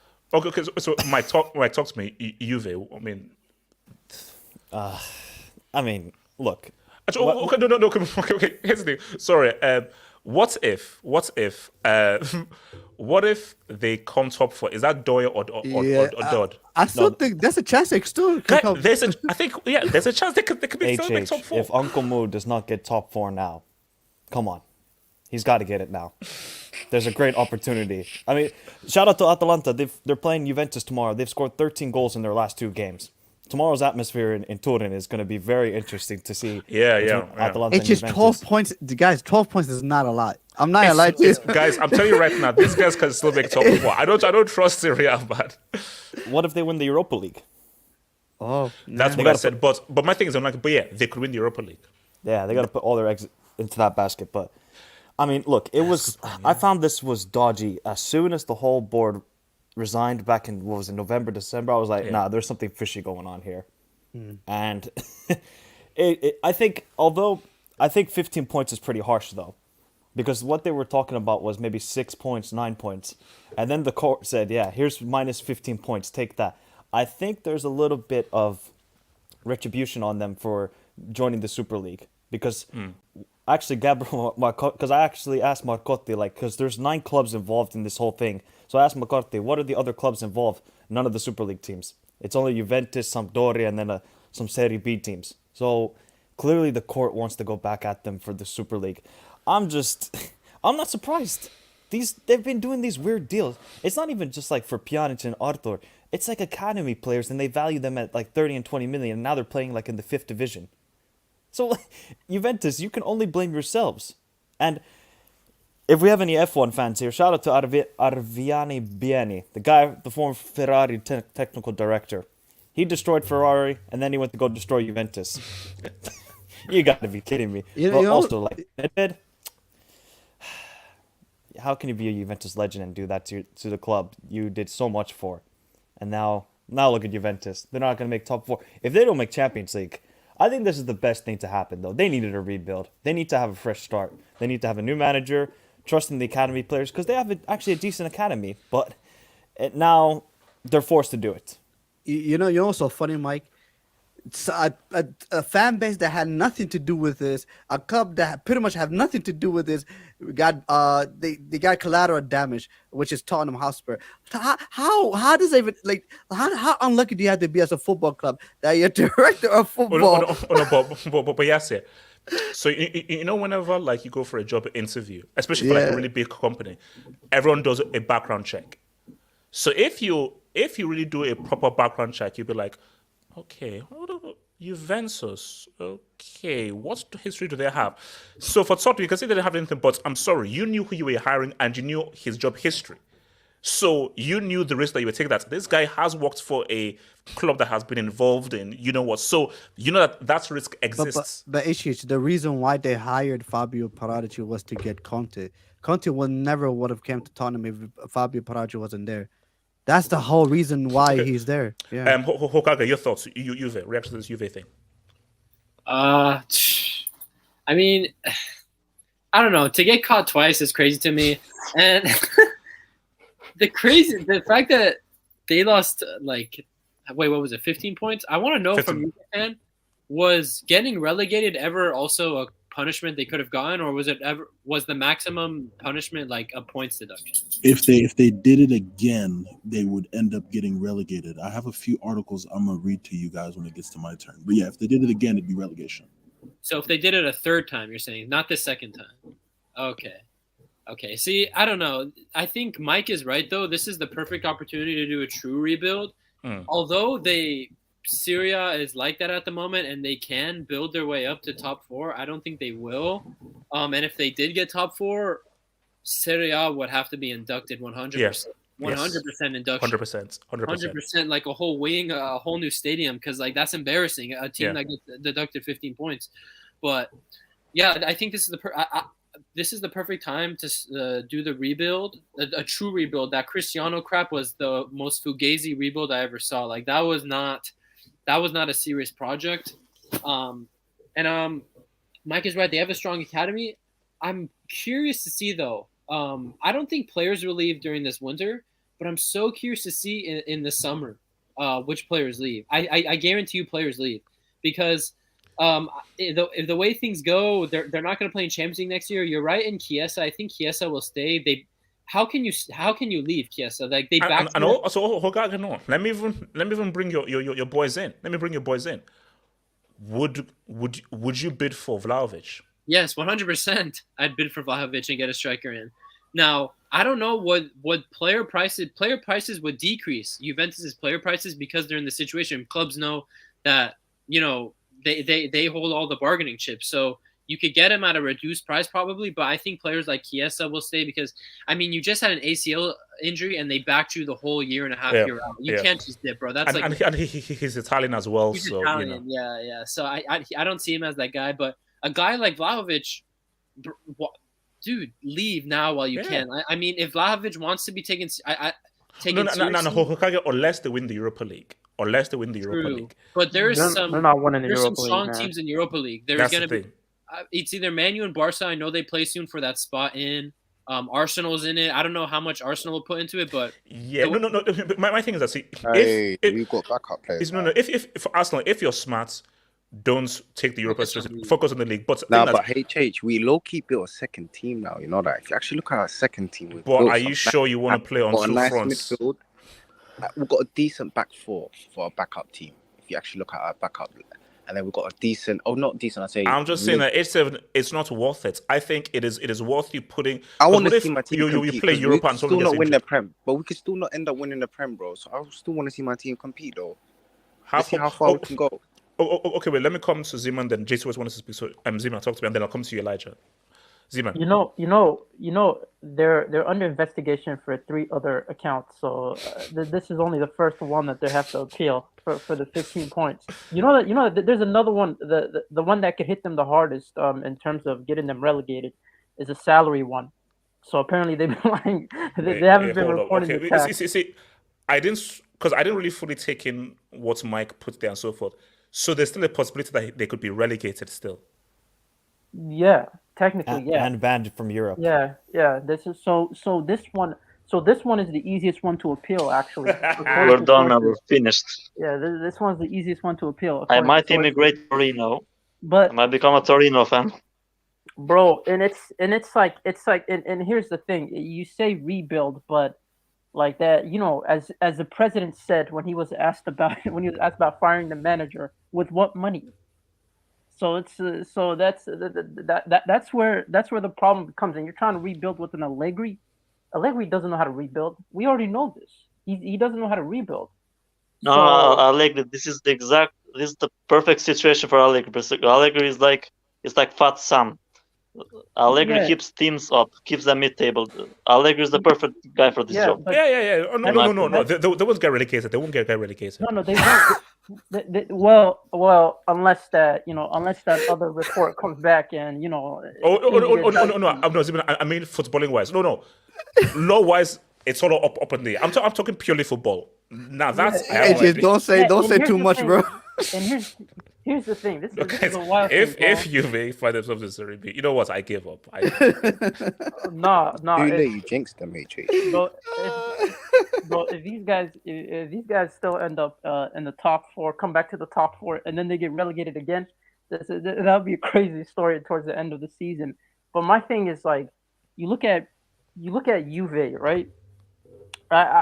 I knew this club was sus when we did that Arthur and Pjanic deal with these guys. I said these guys got another Bartomeu on their side, and I'm just wondering like what. It's not that clear in terms of future. People say the Europa League is their only path, but Europa League is looking dicey. Yeah, no. Because my thing, whoever wins between United and Barca are going to be strong favorites. I'm not sure that this Juve team can beat United or Barcelona, honestly speaking. It's like I think like majority of players, like you said, majority of players that aren't Italian, that they have no loyalty. Maybe Italian players like Lucatelli and those guys, maybe they'll have some type of loyalty to the club and stay. Yeah. But I just don't see like.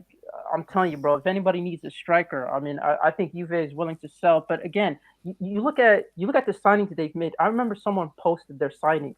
It's always with Genoa or one of those type of clubs where it's just like back and forth signings, where they're loaning him out, Yeah, and they're getting money, loaning them out, crazy. creating money, loaning them out, and it's just like those transfer sagas look crazy, bro. And that's just like, and not to mention, I think there might be some cases where the evidence that's been shown in this court could be used for the other 3 accounts that that's still ongoing in terms of investigation. So so things could be dicey. J2S, talk to me, man, on the Consigliere, J2S. Yeah, currently the way the position is now, I still think they get top 4 because those other teams above them are not that consistent at all. I'm not. You're not really running into. No, but listen, that's my thing. Keeping it for football, of course, they can easily get top 4. But the issue is those other accounts. That's they're thinking for because then it will be out of their hands. If they now sort of get prosecuted for those other like allegations and they get prosecuted, then there's nothing you can do, which would be wild. How is this not a blow to the players? Like, well, what if they show up and they're just completely demotivated? Like, how is this? Doesn't this take a blow on the players? Like, we're not talking about that. You see, my thing is that all you can do is play. That's why I believe that Juve game is at home. So if that game is at home, which I believe it is, it's going to be very important how the fans react because this is where you earn your money as a manager. Because Allegri said that no, we have to be strong as a group. Because if it's about, oh my gosh, we're screwed, we're bad and so forth, it can affect the team. But if it's like, nah, it's us versus the world, we're still going to be strong, and you can actually use this to galvanize it, then it could be key for you. Sorry, J2S, continue. Yeah, I was just saying, if they get top 4, but then these other accounts get proven true, they get top 4 and they get relegated to Serie B, is that like the most dod ever?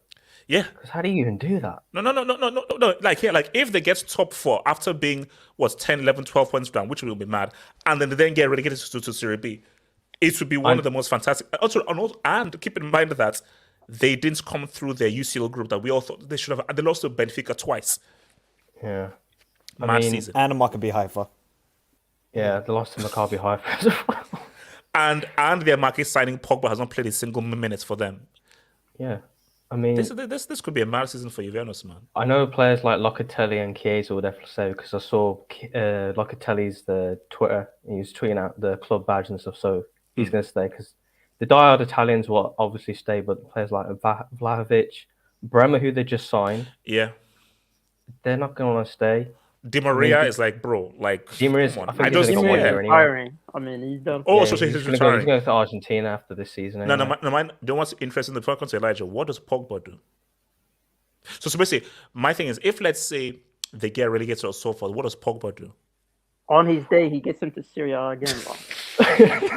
No, Z, Okay, you know what? That's a yellow, man. Is that not true though? On his day. That's a yellow, bro. He's That's sick. uncalled He's for, sick. bro. That's He's uncalled sick, bowling bro. in Serie That's B, a bro. yellow. That's a yellow. I mean, you He's can be sick. best player in the league in Serie B. Like the Italians say, "Dai fanculo." You win a league, you win Serie B. That's a good achievement. Jason, stop it. Elijah, talk to me, and then I'll come to your dubs. Elijah, talk to me. All right, here we go. So the first article I found was from Front Office Sports. This is an article from back in December. So the thing is that Juventus had lost their financial statements from the end of the European season. The season normally ends in June because of the Champions League final. They've lost $254.8 million. That's where the trouble had begun. And also they had lost 7% on the stock market, but has been up 25% since everybody stepped down. So that's where the oddness came in, because it was like, Juventus, you lost all this money, but somehow you still managed to keep value in the stock market. That doesn't make any sense. So the issue is they're making the reason why Juventus is in trouble is because of capital gain. Transfers in Europe are basically cash, are player for player plus cash, right? So you take the player, you swap players, and you also swap money and their contracts. The thing with Juventus is what they did. I mean, everybody's explained it, but the problem with Juventus is, and I think Z-Man also did a really good job explaining it, is not only that did they lose $254 million, there is another account on a different article saying that Juventus lost $276 million. So in total, Juventus has lost almost $500 million. And not only that, this is starting. And they didn't report this. And they did not report it. And when did Ronaldo leave Juventus? What was it about? Jace was 2021. 21, right? So they're saying the reason they're saying that it's may have started like when Ronaldo came to the club. And there could be, if like these other offenses, if they keep finding more offenses, not only are they talking relegation, but we're also talking stripping of titles. Which already happened. Which has happened before. Yeah. They stripped away 12 of their titles for Calciopoli. Exactly. So it's ridiculous, because the league in itself has still not recovered from COVID. So they're still one of the most broke leagues out of the big 5 leagues. So the issue is, if the whole league is suffering, how in the world is Juventus still managing to make profit, or still managing to get all these big name players? So there is something under the table that's going on. So for me personally, Juventus is three options. Everybody may have said it. The top 4, which I think is doubtful. The Europa League, which I think is also doubtful. And Coppa Italia. Their next Coppa Italia game is against Bozo FC. So Juventus is low-key screwed here, in my opinion. So I feel bad for the fans, because like those fans are putting in all their effort.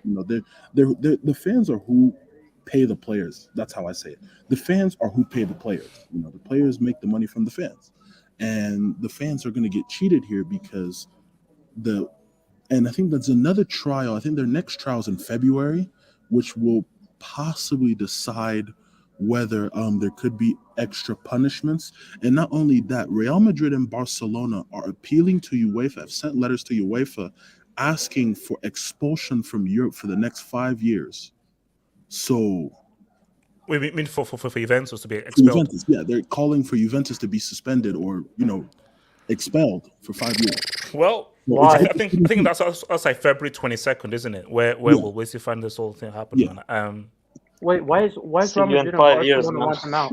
I think it's just like because I thought Perez and Agnelli were mates. They're Super League mates. Well, I mean, Super League, and then also like there's some other BS going on. Actually, let me quickly hit his jobs. Your boy, Talent FC, Pogba in Qatar, France lose. Joins Juve minus 15 points. # Pogcraft. No, actually, you gotta talk about your Pogba. Like this is crazy, Bro, bro. this is This is legacy crazy. ending, bro. What is this? This is Like, literally Pogba. this is on his legacy. This is on his head. You know that, bro. Like We went from Pog back to Pog promotion. Is that what we're saying here? Damn, bro, that's crazy. Pog, bro. yeah, Pog motion, the Pog motion, the Pog all I'm motion. saying is KDB would never, man. That's Relax, all I'm saying. Zeman, stop it. Zeman, stop it. Well, where's his KDB's World Cup? John Stewart, Nedved, give your Ballon d'Or back to Henry. Oh wow, is that what we're doing? Oh, Yeah, strip him of his Ballon d'Or. That would be wild, man. If like they strip off his Ballon d'Or and then they give it to Henry, that would be crazy, man. Juventus FC. Today I feel. Today I feel Chelsea. Today I feel mid-table.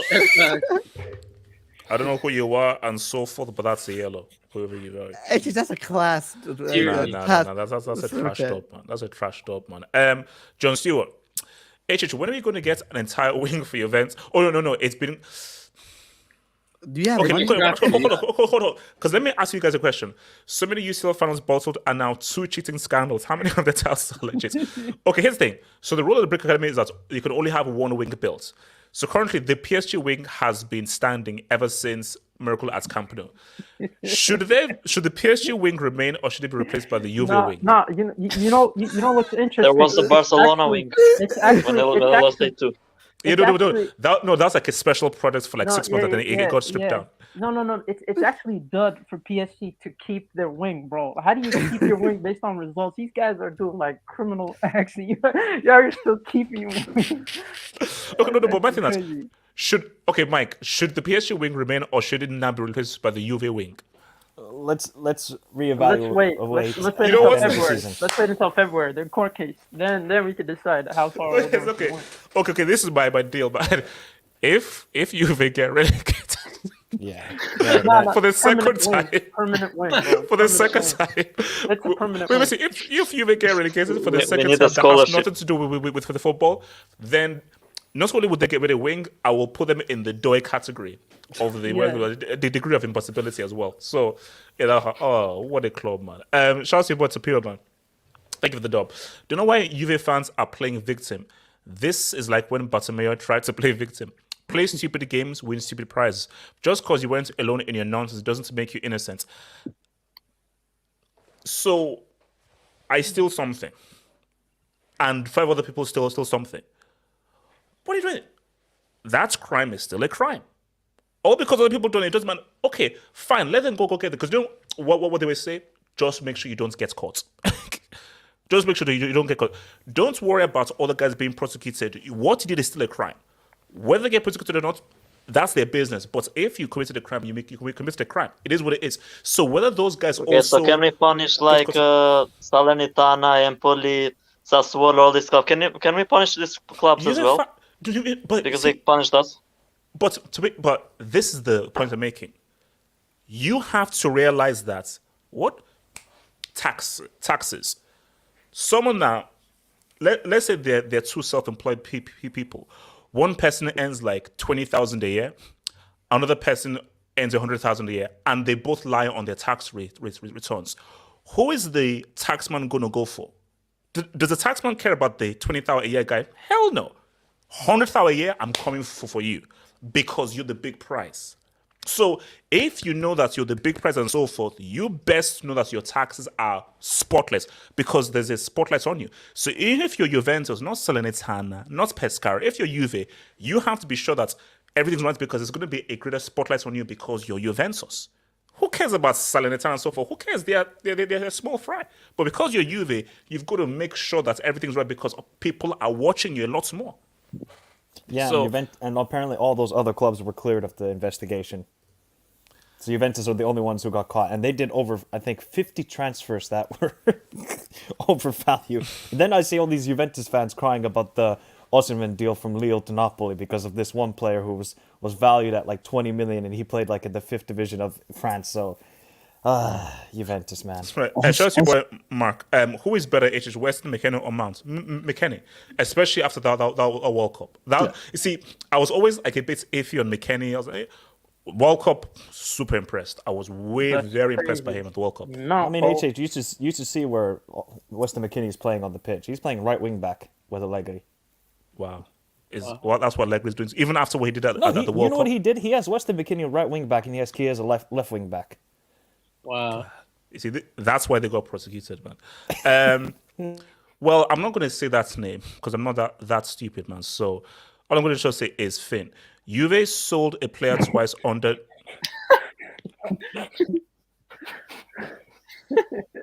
Wait, is this true? Ain't no way, bro. I gotta be. That can't be true, bro. No, that can't be According true. to the Italian FA and UEFA and FIFA. No. And then I was also so let me hit it. So Casey, London Cowboys have a revenue of just around 500 mil, but spent 600 mil in 1 year. Need a very strong FFP to ban these stocks or be sent to League 2. But it's not. Look. but they No. didn't So spend it in Casey, 1 year. unlike Juventus, everything we are doing is all within the rules, okay? Because trust me, we're not Juventus. Okay, so sorry, you're gonna have to put up with Showtime FC. Are you sure? Are you sure, HH? I am very sure. Do you think Goalie is the guy that caused the Are you crime? sure? Because if you guys get caught with FFP, oh boy. Come on, Mike. Bolly wouldn't be that stupid, man, surely. Oh, I don't know. he doesn't know. He only knows salary cap. So once he found out in football there's no salary cap, he's going crazy. Let's just pray, Mike. Let's pray that everything is right, please. Because let's let us not come back and if buy you guys Medias. sign Caicedo, then you're going to be in trouble. Okay, Bolly, can you just hold off on that Caicedo thing, please? Just hold off, please. Thank For you. the Juventus thing, What's it? I'm sorry, guys. For the Juventus thing, they're also saying that investors are accusing them of not getting their dividends back as well. So Okay, wait. Let me just hit that. Let me just hit a real quick. So they're not paying sponsors now. So they're stealing money. They're literally stealing people's money. Guys, look. I'm saying again. I'm just saying that.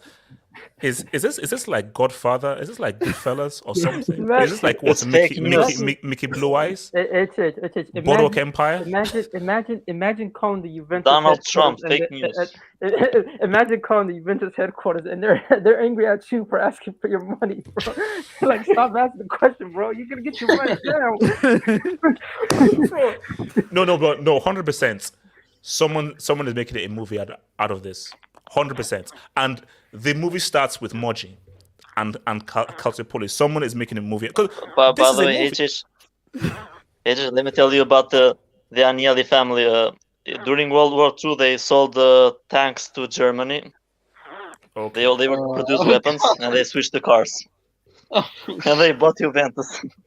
Okay, okay then. So basically, the movie will start with the Agnellis, basically. So that's what the movie is. So we're having a 3-hour that begins in 1939. So there we go. All right, I can't wait for the movie. Oliver Stone, let's make it happen, man. RDS, that's Pogba witchcraft tax hits different. Hashtag Pogba. I mean, guys, don't you feel sorry for Pogba? I'm not. United fans don't answer. United fans don't answer. I'm telling you, if you would have been more patient, if you would have been more from Yassi and let me mute this guy. So apart from Yassi and JTS, don't you feel sorry for Pogba, guys? Not really. Why? Not really. Come on, man. Guys, imagine if you played in this team with Casemiro, with Eriksen, with Bruno. Bro, I mean, Pogba would have been officially unlocked. Finally! Yes, So are we saying that Pogba was balling out against the likes of Liverpool and these sort of teams? Now he's going to ball out against Pescara. Mike, stop it. God. Mike, stop it. He's Venezia. Mike, don't do Pogba like that. Play against Buffon. Don't do that. Hold on. QC8. Oh my god. Oh my god. Oh my god. Shout out to Buffon. Incredible save against Inter. That's very fun. No. Bro, that gotta be crazy, bro. Buffon with his piss bag, right behind him. Zima, that's a yellow. That's a yellow. That's messed up, man. Wait, hold up. Is Zima not already on a yellow? No. VAR, man. VAR. Streets overruled it, man. Because wait a minute. So Pogba's gonna be waiting for that. That's sick. That is sick. Bro, if I was Pogba, I'll just ski, bro. Imagine him coming out with a wheelchair, being put all the way to the goalkeeper position. Yeah, all right, I'm ready. Let's go. Because wait, hold up. How old is Buffon? Like 44, 43? 4? No. You guys are lying. Is he really 43? Bro, He's that 44. guy, He's born in 78. that guy's the same Oh age my as like Shaq God. and that, bro. This guy hasn't retired one bit, man. 44, guys. He's 44. Stop it, guys. He 44. turns 45 in 6 days. Oh my god. Really? Tom Brady. Buffon is Tom going to Brady. be 45 in 6 days. Shout Tom out to Brady Buffon, tax. man. How old is somebody Mikel Yeah, Arteta? Super Gigi. Super dude. A serious Tom Brady. Wait, hold on. Let me make. Oh, no. Yes, my guy, Martin Rosario. Ain't it happening for those that follow Juve on the inside? Me, Kola, and others knows this is just for optics to put us in a bad light. We're good, fam. Okay, basically, this is one of those dubs where if everything happens, it's good. But it's one of those dubs where, well, I'll come out to if Juve gets relegated, this is a dub that I'm going to save. So, Rosario, I've saved this dub, and I may not use the dub. But if you're playing against Pescara and Bolognese United, we may have to bring this thing back up. That's all I'm saying, bro. That's all I'm saying, man. QC8, hope Chiesa leaves. No loyalty for these cheaters. Chiesa isn't leaving. I think as someone said, Juve were loyal to him. He's Italian. Chiesa in leaving. So he's definitely staying, 100%. Casey, so CR7 destroyed Juve before destroying Man. Oh my god. Don't use this as your narrative, H. Don't use it, please. You know what's funny? Mike, I'm shameless, though. No, don't do that. Don't do that. I'm really, really shameless. That's see, Mike. The only issue is that I'm actually really shameless. So you know what's hilarious? I wouldn't use this, but let's be honest. Maybe Cristiano Ronaldo knew what was happening in the background, and that's why he decided to move. You know what I'm saying? Yeah.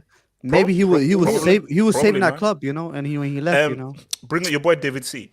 Pogba already went on a skiing trip while Juve were struggling. He'll retire and try his hands at acting and his brand. Be doing dabs with his son. Would I take Pogba at Chelsea? Pogba, Felix, Bro, Mudryk. you'll Bro, cook. You'll cook, bro. Pogba Kante. You're not cooking, bro. No. I think Kante may be leaving, but man, I mean Pogba at Chelsea, man. I mean Hokage, Pogba man. J5. Pogba J5. Okay, Hokage, can we just take J5? Like, let's just take him There's out of the Pogba equation. curse going on at the moment. You guys might be always mid-table then. Mike, that's why we need you on this panel and everything. Mike, that's why we need you. Pogba, I love you, but I believe in witchcraft because I come from the land of juju. So Pogba, I think we're good. Pogba, Imagine, thanks for that heads up. Imagine they're like 19th. They're like, bro. Okay, so last topic before a big preview, guys. I don't know how to feel because I find him responsible for us not qualifying for the World Cup, and I still feel that way, and I'm still angry. This is a crazy narrative, man. And Nigeria have taken so many L's, so forth. Again, shout out to Aman Peter Obi. Please win the presidency next month. But if Osimhen leads Napoli to the Serie, man, am I allowed to show off? Can I be not bumped Osimhen, at? bro. Zima, no, Can I because be bumped Zima, at? no, because you doing? Zima, you're gonna ruin it. So no, Zima, I'm going to someone positive. So J2S, talk to me. If Osimhen leads Napoli you mean to this whole Messi? thing, Zima, I heard what you said about Osimhen, so I'm Can coming we to just- J2S first. You freaking clown. So J2S, man. I mean, his top scorer in hold on, let me bring his top scorer in Serie. He scored again today as well. Look where Everything is Lukman looking as well. good. Look at you have two Nigerians. Yeah, he's already Where's matched his total last year. Immobile, man? Zeman, shut up, man. Where's Shut Immobile? up. Zeman, shut your mouth, you stupid piece of... You shut up. Shut up. J2S, talk to me, man. Can Osimhen lead them through?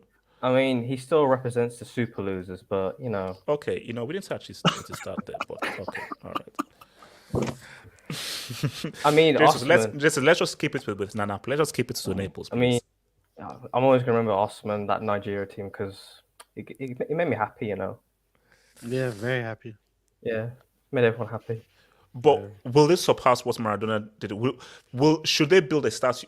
If they do, because here's one thing, Jesus, I still believe in him. Now, since Juve are now out of the picture and so forth, it's now between, let's just be real, it's between Napoli and Milan. Yeah, I feel. Because Inter, nah. Nah, Inter, nah. I mean, but look at that lead though. Yes. Look at that, because even if they win though, that is a lead and a half. Yeah, You know? even Milan, they've got really bad injury issues as well. They're due to, I think, milk the other day. Excuse me? Yes, what was it? Leche. It's milk. Wait, Catwoman tax? Okay, so we've now dealt with false accounts, forgery, weird transfers, and now milk. So in this same league, we have racism, we have Bozo FC, we have forgery, we have the Godfather, we have Don Corleone, and now we now have milk. You know what else happened last week in the Serie? You remember that game I told you about where Atalanta won 8-2? Huh? Yeah. What? Okay, so so they were playing Salernitana. Well, the manager got sacked. 36 hours later, he got rehired. He went to complete it. Mike, you're lying. Mike, I'm so sure you're lying. No. He got rehired by the same I'm not going to verify that thing as well. Nah. Mike, you're lying. Mike, you're a liar. That gotta be Mike, you're a liar. Mike, of the year, here's the thing, Mike. I am not touching Google because I am not going to verify it. Because Mike, I am going to live in my fantasy and believe that you're not what you're saying is true. Because Mike, no. He got rehired by the same club? Yeah. Again. You know what he did? He pleaded with the president. He sent a beautiful message, and he got rehired. Oh my god! You're lying. Now you're lying. No. No. Streets. I am not searching into streets. I'm not searching and so forth. I'm not doing it. It is a lie. It is a lie. That is a lie. I will not. I refuse to accept the manager did doy, man. The manager because did doy. HH, bring it up. I shared it. No, bro. Bro, that's hilarious. Bro. Shout out to Salernitana. Nah, you gotta build the win for them, bro. I don't Bro, think you gotta build the win. No, we have to induct this league. This league has to be inducted. I love it. This is the best league. Syria is already inducted though, but I think I've got to raise their ranking. I have to raise their ranking because it's like, what is going on? I don't know what's going on in this It's league. already Class B, like Class A. I'm sorry, HH. That manager got to be tier 1, bro. I don't know what he did was incredible, bro. How do you do that, bro? You see, my thing is, I don't want to know what he did to actually get it back. Let's not know what he did to get it back. Just a quick story about that manager. You know what he did last year? He pledged that if he kept that, he's like basically the Sean Dyche of Italian football. He said that if he keeps the team in the Serie A, he will walk from Salernitana to Rome barefooted. They just do some weird stuff in Italy, man. Yeah, no. Do you know what happened? I removed them from Class B, but I think I have to now reinsert them now. You see, that's the pitch. I've got to reinsert them now and so forth. But who's yeah, scholarship, by the way? Who's scholarship? Bro, he got Mount. Why he got Mount? Shout out Yassir. That's a great picture as well. It's an amazing picture. Shout out Yassir. No. But I mean, Hokage, man, Osimhen, is he one of the best strikers in the world? Should I be a proud Nigerian with what Osimhen is doing? Should I be proud? Yeah, be proud. He's leading Syria. I won't say he's not leading. It's him, Kavicha, the guy in midfield. Like, it's not just a solo effort. Obviously. Oh no way. Oh, it's a great team. It's a great. I mean, Spalletti is balling. Spalletti is balling. Yeah, it's a great overall team. But yeah, be proud, dude. I mean, Nigeria have taken L. Okay, so Jason, can you just? No, I'm just saying, be proud of it. But okay, I don't need to hear about the Super Eagles. Please. And I told you Napoli would win the league like 2 weeks ago. You said, "Don't these guys will crumble under the pressure." I told you, guys like Osimhen, what pressure are these guys under? If Napoli don't win this, okay, here's the was thing. in Georgia unknown 2 years ago. There's no pressure on these guys. They're playing fun football. They're one of the most visibly pleasing teams to watch. I mean, no. But it's them and Arsenal. Them and Arsenal. They're the best teams to watch. It's beautiful stuff. So I mean, celebrate Osimhen, celebrate Napoli. It's good stuff. They'll win the league. J2S on here said, I keep on hearing. Now I've been hearing Osimhen and Kane for this summer and so forth. So so basically, would you want to go in for Osimhen in the summer, even if De Laurentiis is a prick to negotiate with? That's why Koulibaly, because Koulibaly should have left years ago, but De Laurentiis was like, nah, Ain't happening, Yeah, bro. because even when Osimhen came, he was one of the most expensive signings they've made as well, if not the most expensive signing they made. So they're gonna want a lot of money back in return. They signed him from Lille, right? So between Osimhen and Kane, who would you take? EPL proven Kane, or who knows which you can get with Osimhen? I would pick Osimhen. I don't know what Yasser will pick, but I don't want To to be go. honest, I've been back and forth with this. I'm not gonna lie to you. Either or, I don't mind.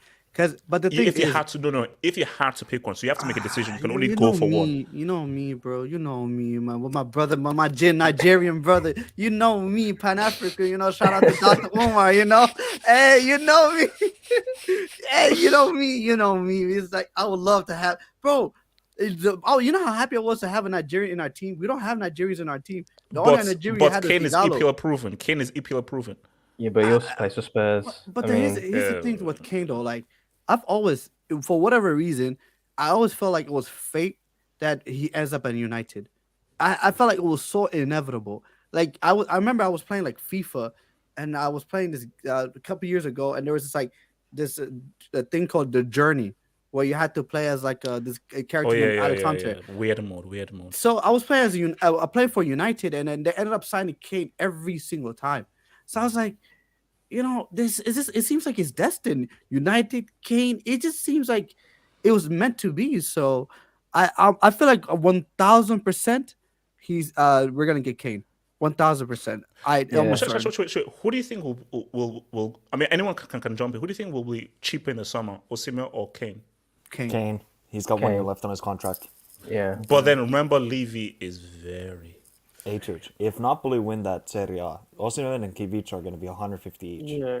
They're going to be way expensive. Yeah, especially Kivic. There's going to be double the price. Especially if he wins the Golden Boot as well, you're looking at a minimum 130. But Levy doesn't have any bargaining chips. There's only one year left in his contract. Because unless I think so Kane's contract runs out next summer, isn't it? Yeah. He's probably going to push for it. Yeah, and also Levy. Unless Levy is cheap, and Levy is a business guy, he's not allowing Kane to leave for free. So my thing is that if you don't allow Kane to go in the summer, then it now goes to the winter window. So you got 6 months now, and Kane is like, I ain't signing an extension, bro.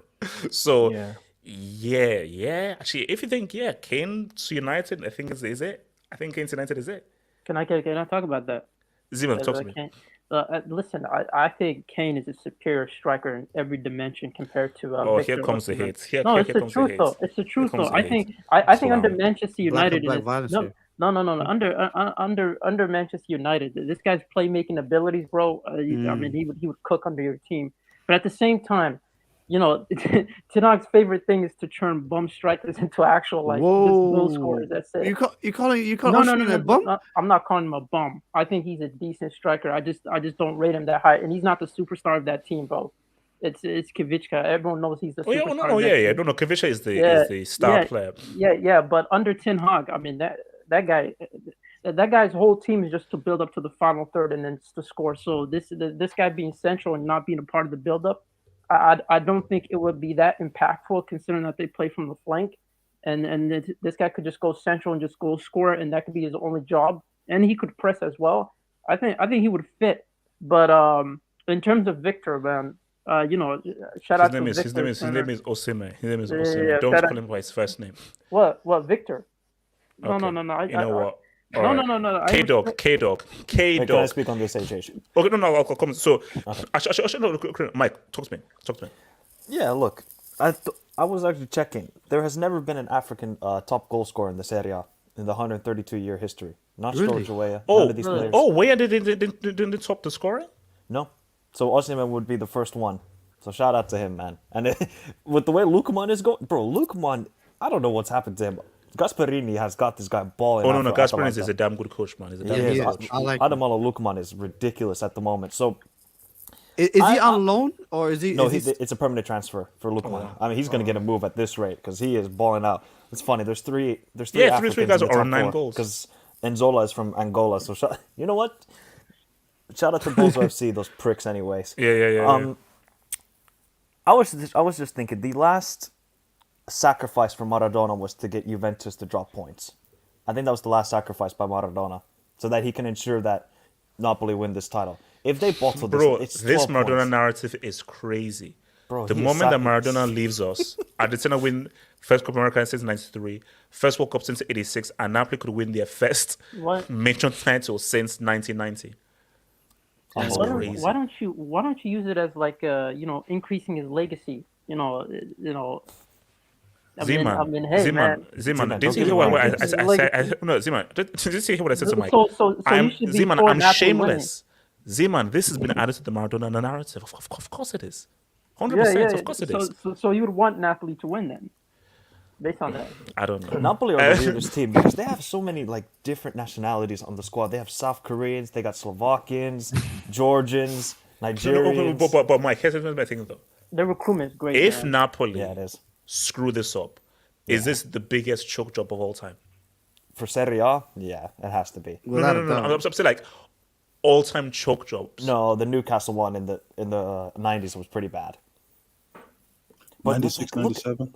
Yeah. Like, look at the way Bro, they got a plus 32 goal difference already. They're destroying every team. Destroying. I'm telling you, they might actually win the UCL. If they can get some favorable draws, they might win this UCL. Who do they have for the UCL? No. They got Frankfurt. Bro, that Frankfurt-Napoli game is going to be lit. Oh, with the way Frankfurt are balling out. You see, my thing though is that obviously, again, I cannot wait for UCL. Bro, I missed that UCL, man. I need this one from UCL. Even I don't want to watch Liverpool. My crazy thing is, I think, first of all, I think Benfica make the semis. And bro, Hokage, I think you're knocking out PSG. No. Bro, I think did you watch Bayern yesterday? Bayern were terrible. We were a mess. Bayern, I always like that after like a break. No, but they've lost key players like Neuer, bro. Like Neuer, Hernandez, Mane, all out. No, Neuer is a huge. Okay, let me hit this Dubinsky. K Dog, Chelsea rebuild is looking beautiful. Close your eyes and imagine Mudryk and Felix. If you're the buy option, then add Rije and Nkunku next season, and you get a bomb replacement. Bro, money. Guys, man, things are looking on the up. Things are looking on the up. Because, bro, I need to see Mudryk and Felix play together. I just need to see Mudryk and Felix combined strengths play together. I can't wait, man. That it was HH, check my cool cheese. Hurricane is. This guy is so. What? Who missed me? Does HH Baba even make money? This guy is so weird. Yeah. Daddy is. Permits are pending for the UV way. Bro, people are applying for that UV way. But Buffon to lead. Imagine. Don't let Buffon win a Serie B ahead of Pogba. No, don't let that happen. that would be messed up, man. Okay, guys, man. All right, here we are. So, H7, J2S, and my man Yasir. Now, as much as I loved that Olise free kick, which is an amazing free kick, it would have been cool if United held on, because then this means from the match meant something. But still, it's still a big game. Now, I was on the terrace, I think 2 days ago. Everybody went for an Arsenal win. I was the only one that said 2-1 to United. Seriously, everyone went for the Arsenal win? Really? Everyone went with an Arsenal win. Everyone went with an Arsenal win. Wait, yes, wait. What's wrong with that, bro? Nah, that's crazy. Like what? Nah, that's crazy. Okay, no. Yes, okay, Yasir, talk to me. Talk to Yasir. Okay, yeah, talk to Yasir. No, bro, my manager's been talking, bro. He has a plan. So, I'm not but see, Yasir, that was a point, because when I said 2, I said, what?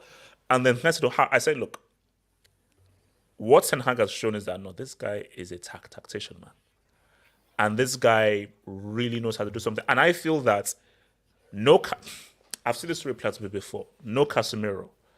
Arsenal have like a 90% percentage win Partey plays. So everything, Arsenal are at home, everything is just going with Arsenal to win. And I do feel that whenever I see it doesn't always happen. Arsenal may have this mentality of, no, we're going to get a dub. The only team who beat Arsenal, who?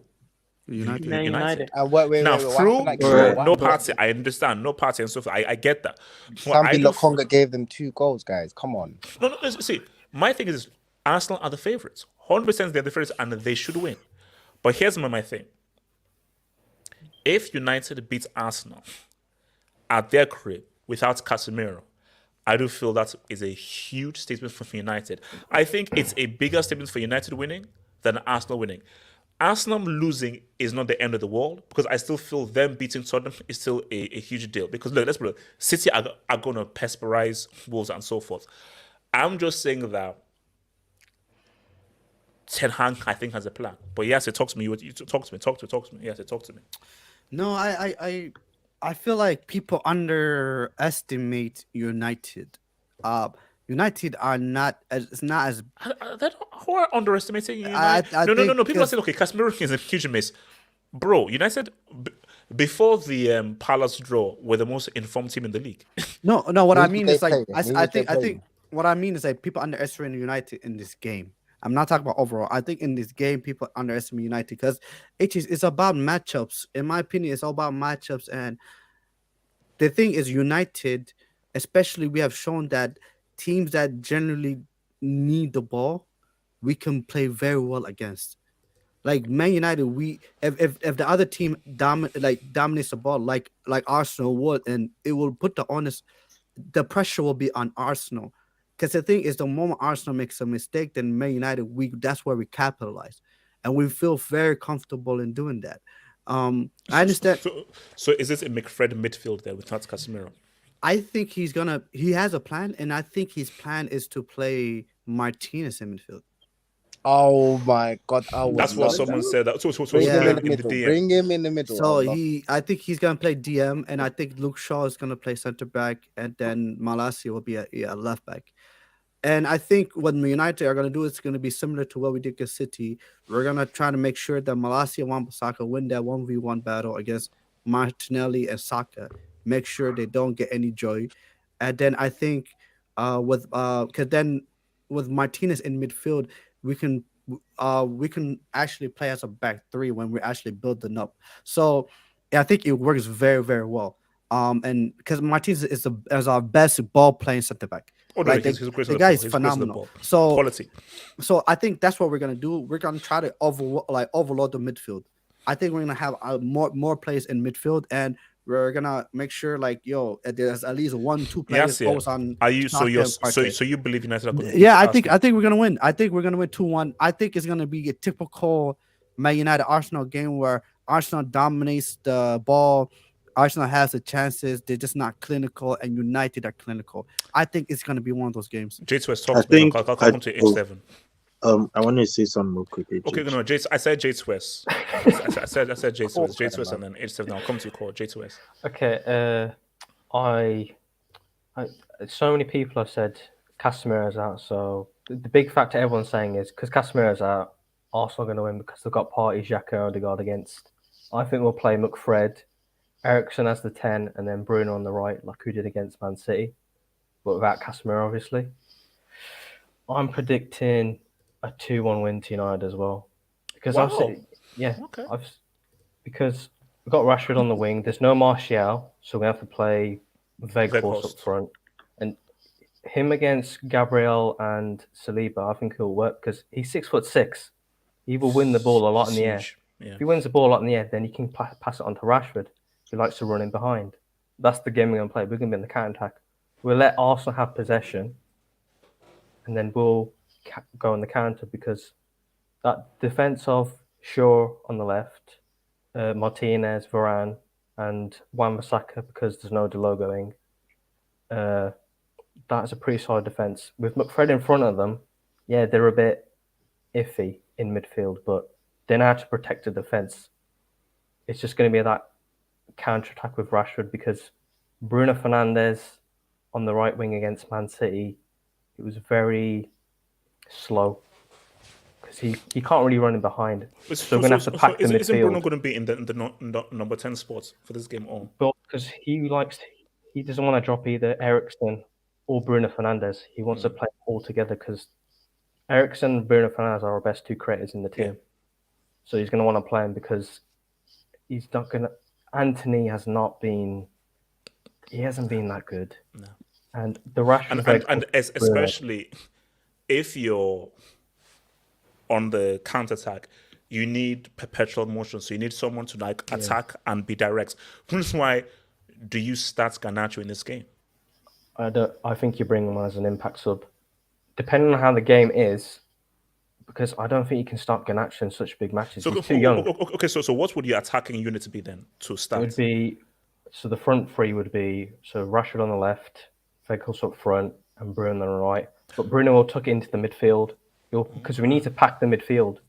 Because there's no Casemiro, Casemiro would be in Casemiro, Eriksen, and Bruno. But because he's suspended, it'll have to be Fred, McTominay, and Eriksen. You know, I think that's because for me, I don't think Anthony will be key for this game, because I just think that Arsenal are going to force the issue. So you need to, and when you're being countered, it's going to have to be key. Actually, H7, talk to me, man.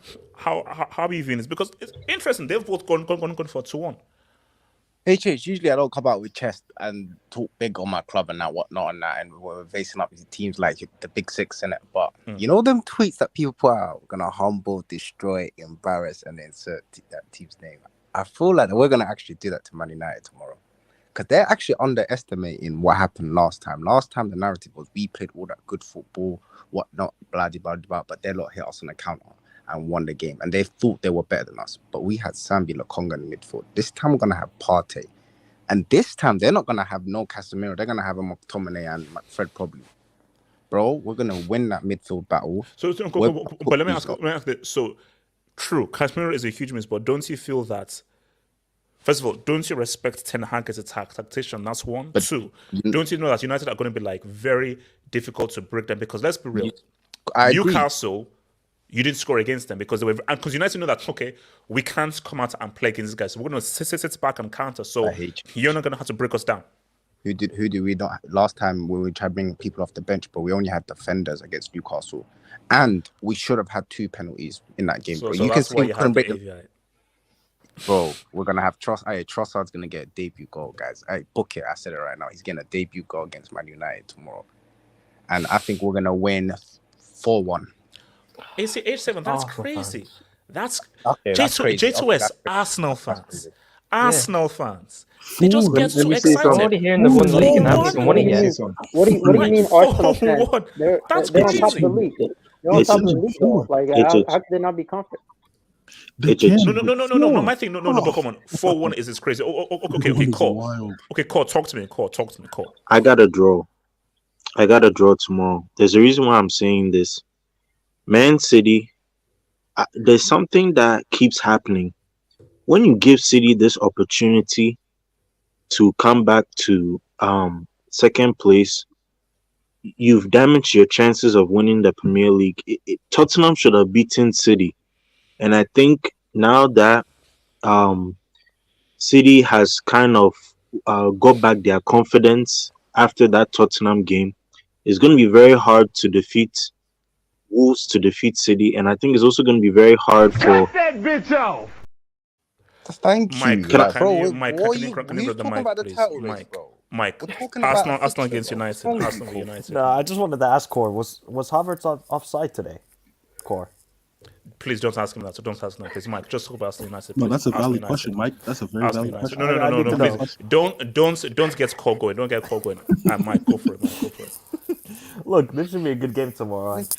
I think, yes, Casemiro is a big loss, but remember, who did they have in the midfield when they beat Arsenal back in September? Wasn't it McFred? Was it McFred in the midfield? No, it was McTominay and Eriksen. McTominay and Eriksen, okay. So it's probably going to be McFred. I hear Yasser saying Lisandro Martinez. I just don't think you could put Martinez in the CDM role when he hasn't played that in years. So that's just going to completely disrupt the balance of the team. And the thing also, Arsenal at home, they're unbeatable. They're unbeatable at the moment. They've won every game at home. And they've been destroying teams. United are going to come with very good tactics. But the thing is, if Ten Hag comes then and he tries to crowd the midfield, and you'll leave one-on-one situations, Saka against Malacia, and then, Wan-Bissaka against Martinelli, they got to have big games. They have big games against Man City. Can they have big games against these two wingers who are absolute fire? It's going to be tough. I see Arsenal winning this game, but it's not going to be a walkover. And I think also Arteta was very naive in the game at Old Trafford, right? Yeah. With that defensive high line. It was so easy for United, just a couple passes through, and they were through on goal. So That's the thing. That's the thing with this matchup. I see Arsenal winning this game actually 3-1. Mike, don't stop believing. Come on, bro. You gotta believe, bro. This Yasser, you need to be humble, bro. You need to be Humble? What are you talking You just about? said 4-1. Bro, you're on top of to be humble. the Elijah, Arsenal United, talk to me, Elijah. I'm speaking on. You know what? For me personally, bro, I want my guy H7 to be happy, bro. I'm going 2-1 Arsenal though, not 4. See the two That Arsenal won't make me fans happy. picking Arsenal, bro. Elijah, that won't make me happy. No, They need to get smashed. Arsenal should win. Just like, no, 8-7-4-1 is crazy. No. You know what's another thing? You know what's interesting? City play Wolves, right? Mm-hmm. Yes. Who are the two bogey teams for City? No, Elijah, stop it. Tottenham and Wolves. They're beating Wolves. They're beating Wolves. Stop it. I'm just asking. And I'm not answering your question. So I'm saying that this Wolves team, they're basically City are beating Wolves. They're beating Wolves. Let's be honest. They're going to draw now. Yeah, that's a guaranteed win. That's a guaranteed win. Because if City win, they're 2 points behind Arsenal as well. So Yes. we'll ask for the pressure before this game. And there's going to be the massive when pressure. That won't be pressure, man. Oh, It's like, hey, what? Seven, where's that in the You've title race? never been in this situation when Bro, City because are you know what? crawling Look at down. what all you Arrogance, man. God damn. All you man think my players are thinking about titles. They don't even care about that. Their expectation wasn't even to be in a title race. Right now, what you guys were saying about Napoli. These Arsenal But this is my point. This is Bro, my point. You know what I want. You know what I want. They're having fun right H7. now. You know what I want, right? I want Arsenal fans to have the same energy because you're playing at home, and I want that same arrogance to seep into your players. I want it to seep into your players. I want your players to be like, "This is Man United, man. We're top of the league." Blah blah blah. I want them to have the energy because when Man United pull up with Scott McTominay, in midfield, bro, and we boss it. Hey. Yes, you man are gonna park the bus. How are you gonna boss Arsenal it? win 5-1? Yes, you know that's getting clipped. Yeah, I mean, especially okay. Wait, hold on. I want to come to Rob. Rob, talk to me. Arsenal United. I think that Arsenal should win this game, and I expect them to win. They have Partey back because in the last game, Lokonga was a liability, I would say. Yeah. Wob.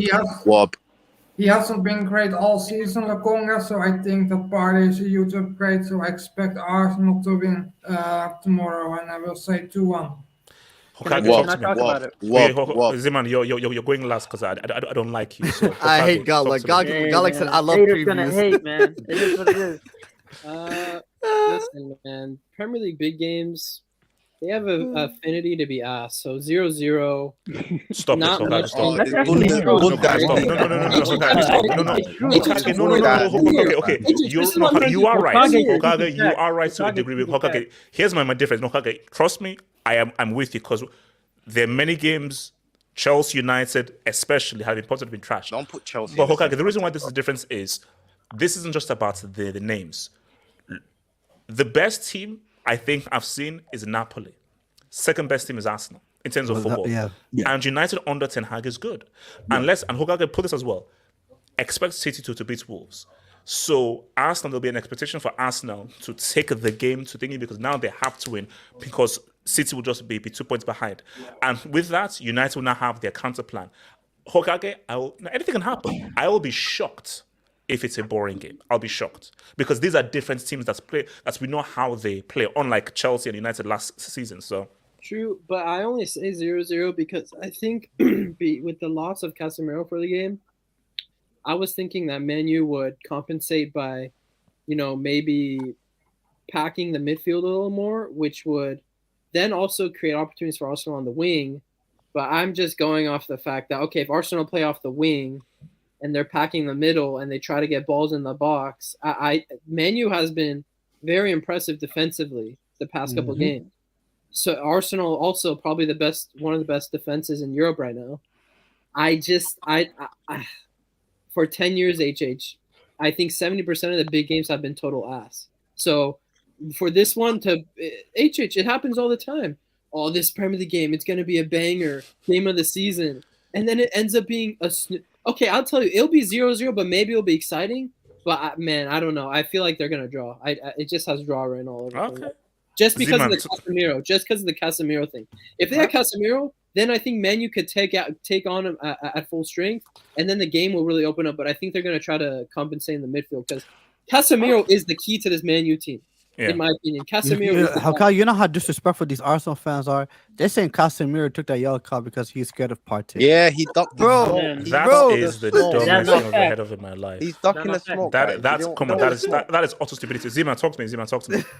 No, you see, the thing about Manchester United, I don't know what Yasser is thinking of Martinez going, central. I don't think he has that in his game. And if it's going to be compact, you're going to be surrounded majority of the time. So he's not going to have space. And I don't think Martinez is, that adapted to being press resistant in that situation. And here's the thing. People talk about them like condensing the midfield, Man United. I just think that Arsenal just have better quality. In terms of midfield, that's all. That quality matters more than numbers at times, and I just feel like if you end up putting Bruno, to be the fourth man midfield, and you end up playing with 4-man midfield, I just feel like that might suppress your counter-attacking abilities because all you have is one flank and a goal scorer in Rashford and the horse up top in terms of just being able to cross to him, and I just feel like counter-attacking it might be well, but again, you have a slow horse. You have a midfielder, a winger who's naturally a midfielder dropping deep. Zeman, can you at least call him Vex? Just call him Vex. The horse, man. No, I respect him, bro. Actually, listen, man. I think if I'm being honest, I think Arsenal.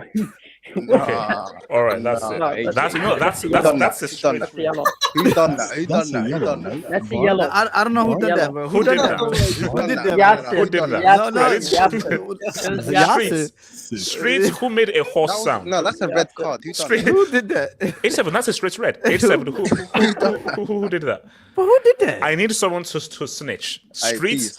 I need someone to snitch and tell me who did that. Do we have VAR, bro? I got Zeman, continue. Street, I need you to snitch, please. Zeman, continue. I think they're going to be exposed without Casemiro in the midfield, man. This guy loves his dark arts, and I just feel like their transition isn't going to be that clean. But I don't think it's going to be a 4-1 as H7 would say. I think it's going to be more like a 2-1 or a 2-0, if anything. If I'm being honest, I think defensively they're better. You man don't rate us. You lot don't rate us. They say you'd made the noise. No, I rate you, but not that. Nah, we're gonna make you rate us tomorrow. Don't worry. 4-1. That's crazy. All right. So okay, look. All I'm saying. So guys, remember. So we're rounding off. So remember, guys, tomorrow. Post-match reaction, join us. I'll put out the link. Post-match reaction straight after the game of Arsenal against United. So join us for the post-match reaction, and of course for Sunday hangouts. And you see, you know how they say end on a good note. So what I'm going to do is I want to read out this dub. I will just let you guys read the dub, and then I think it would be a good way to sign off. I'll read the dub. Don't worry, HH. Oh my god. Yo. Okay, never mind. Oh my god. Never mind. Yo, Dani Alves, man. All right, so you know he has wife and kids as well. I might have Mike and everybody, I shall see you guys tomorrow for Arsenal United. Wait, HH, you know he doesn't have bail for that, right? Yeah. The judge said no bail. I will see you tomorrow. Peace out, guys. Peace out.